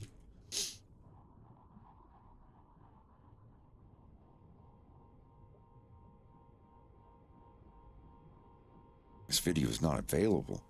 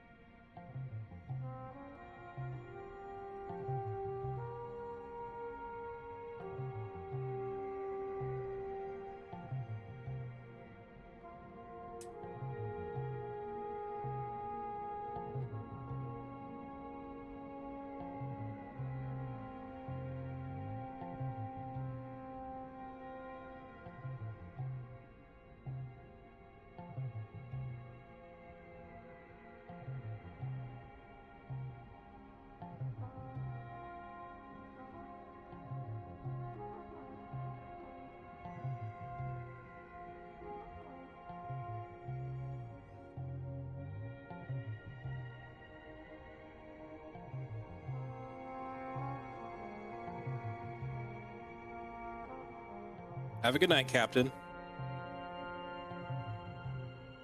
Yeah, have a good sleep. Sorry to check.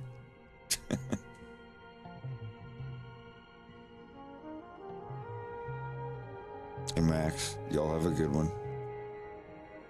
Oh, and Max. Everybody going to sleep. Fuck, I've been going for over 5 hours. Yeah. Almost 5 hours.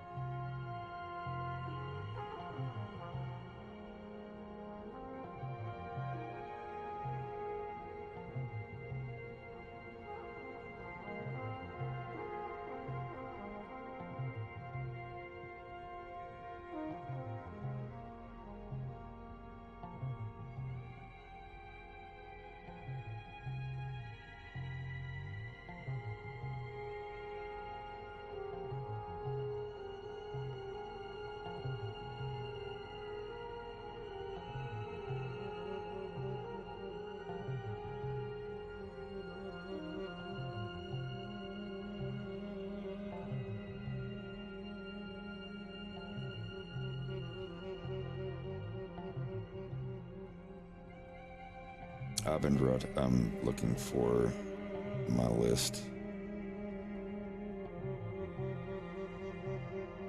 Share copy linked playlist. There you go.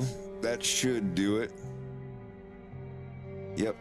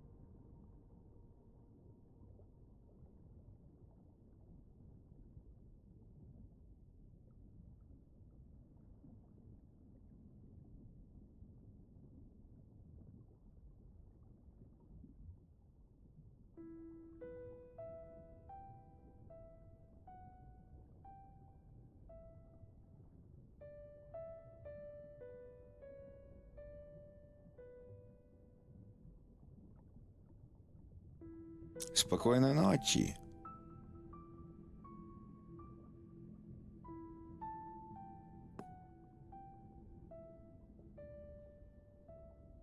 Я Фред. Меня зовут Фред, мой муж Грег.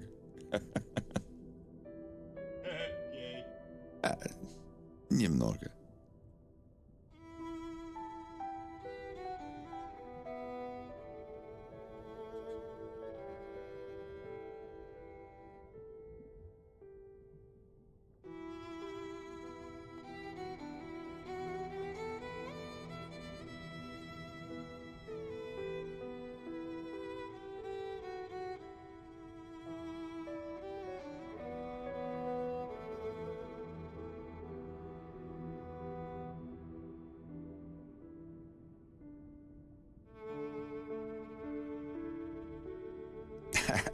Не важно. It's okay. It's okay.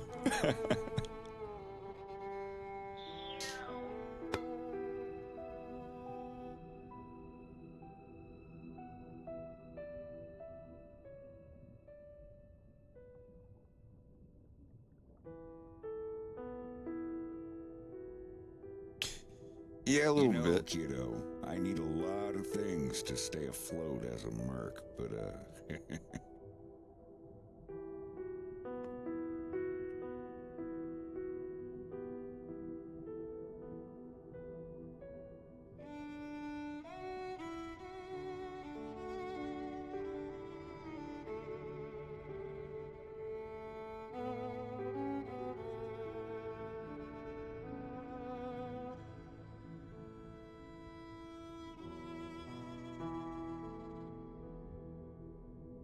just in 7 days to die.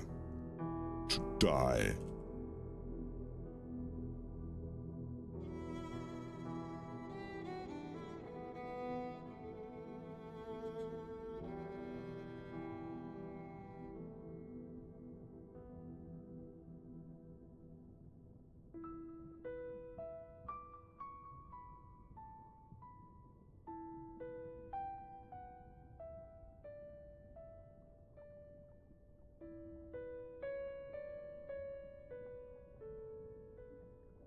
You know, kiddo, I need a lot of things to stay afloat as a merc, but you know,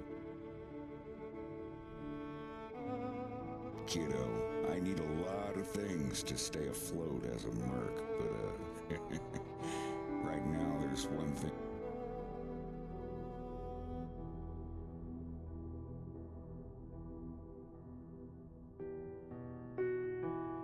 I need a lot of things to stay afloat as a merc, but you know, kiddo, I need a lot of things to stay afloat as a merc, but right now.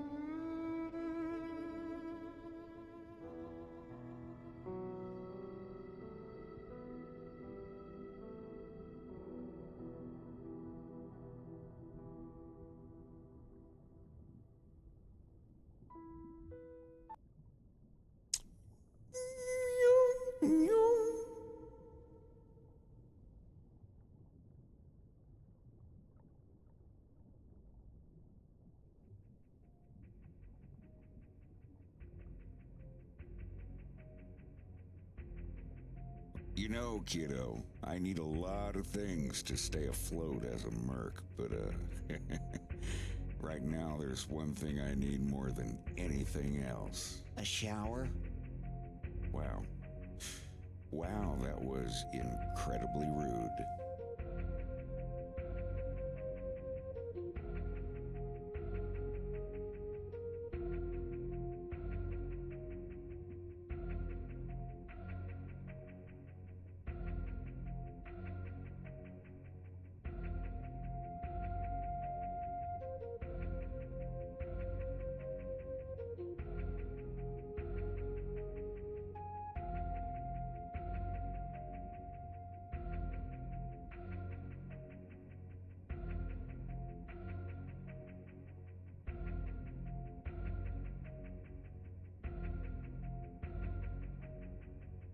Nope, nope.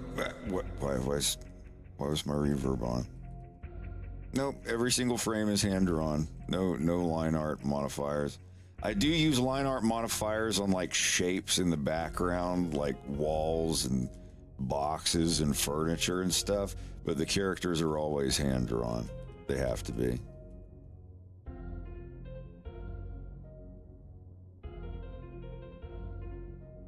Or it starts to lose the look.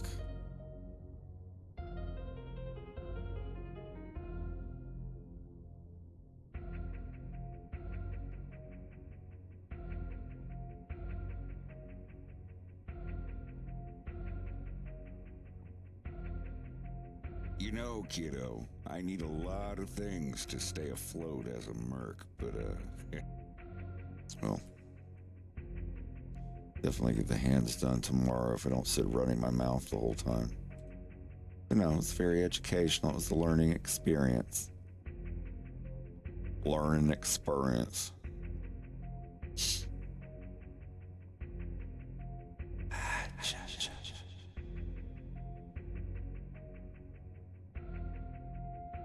Well, I am going to go ahead and get off of here. It's been almost 5 hours. It'll be 5 hours and 30 seconds. But y'all have a good one. And we'll see you tomorrow for the next day of the Dirty 30. Take her easy.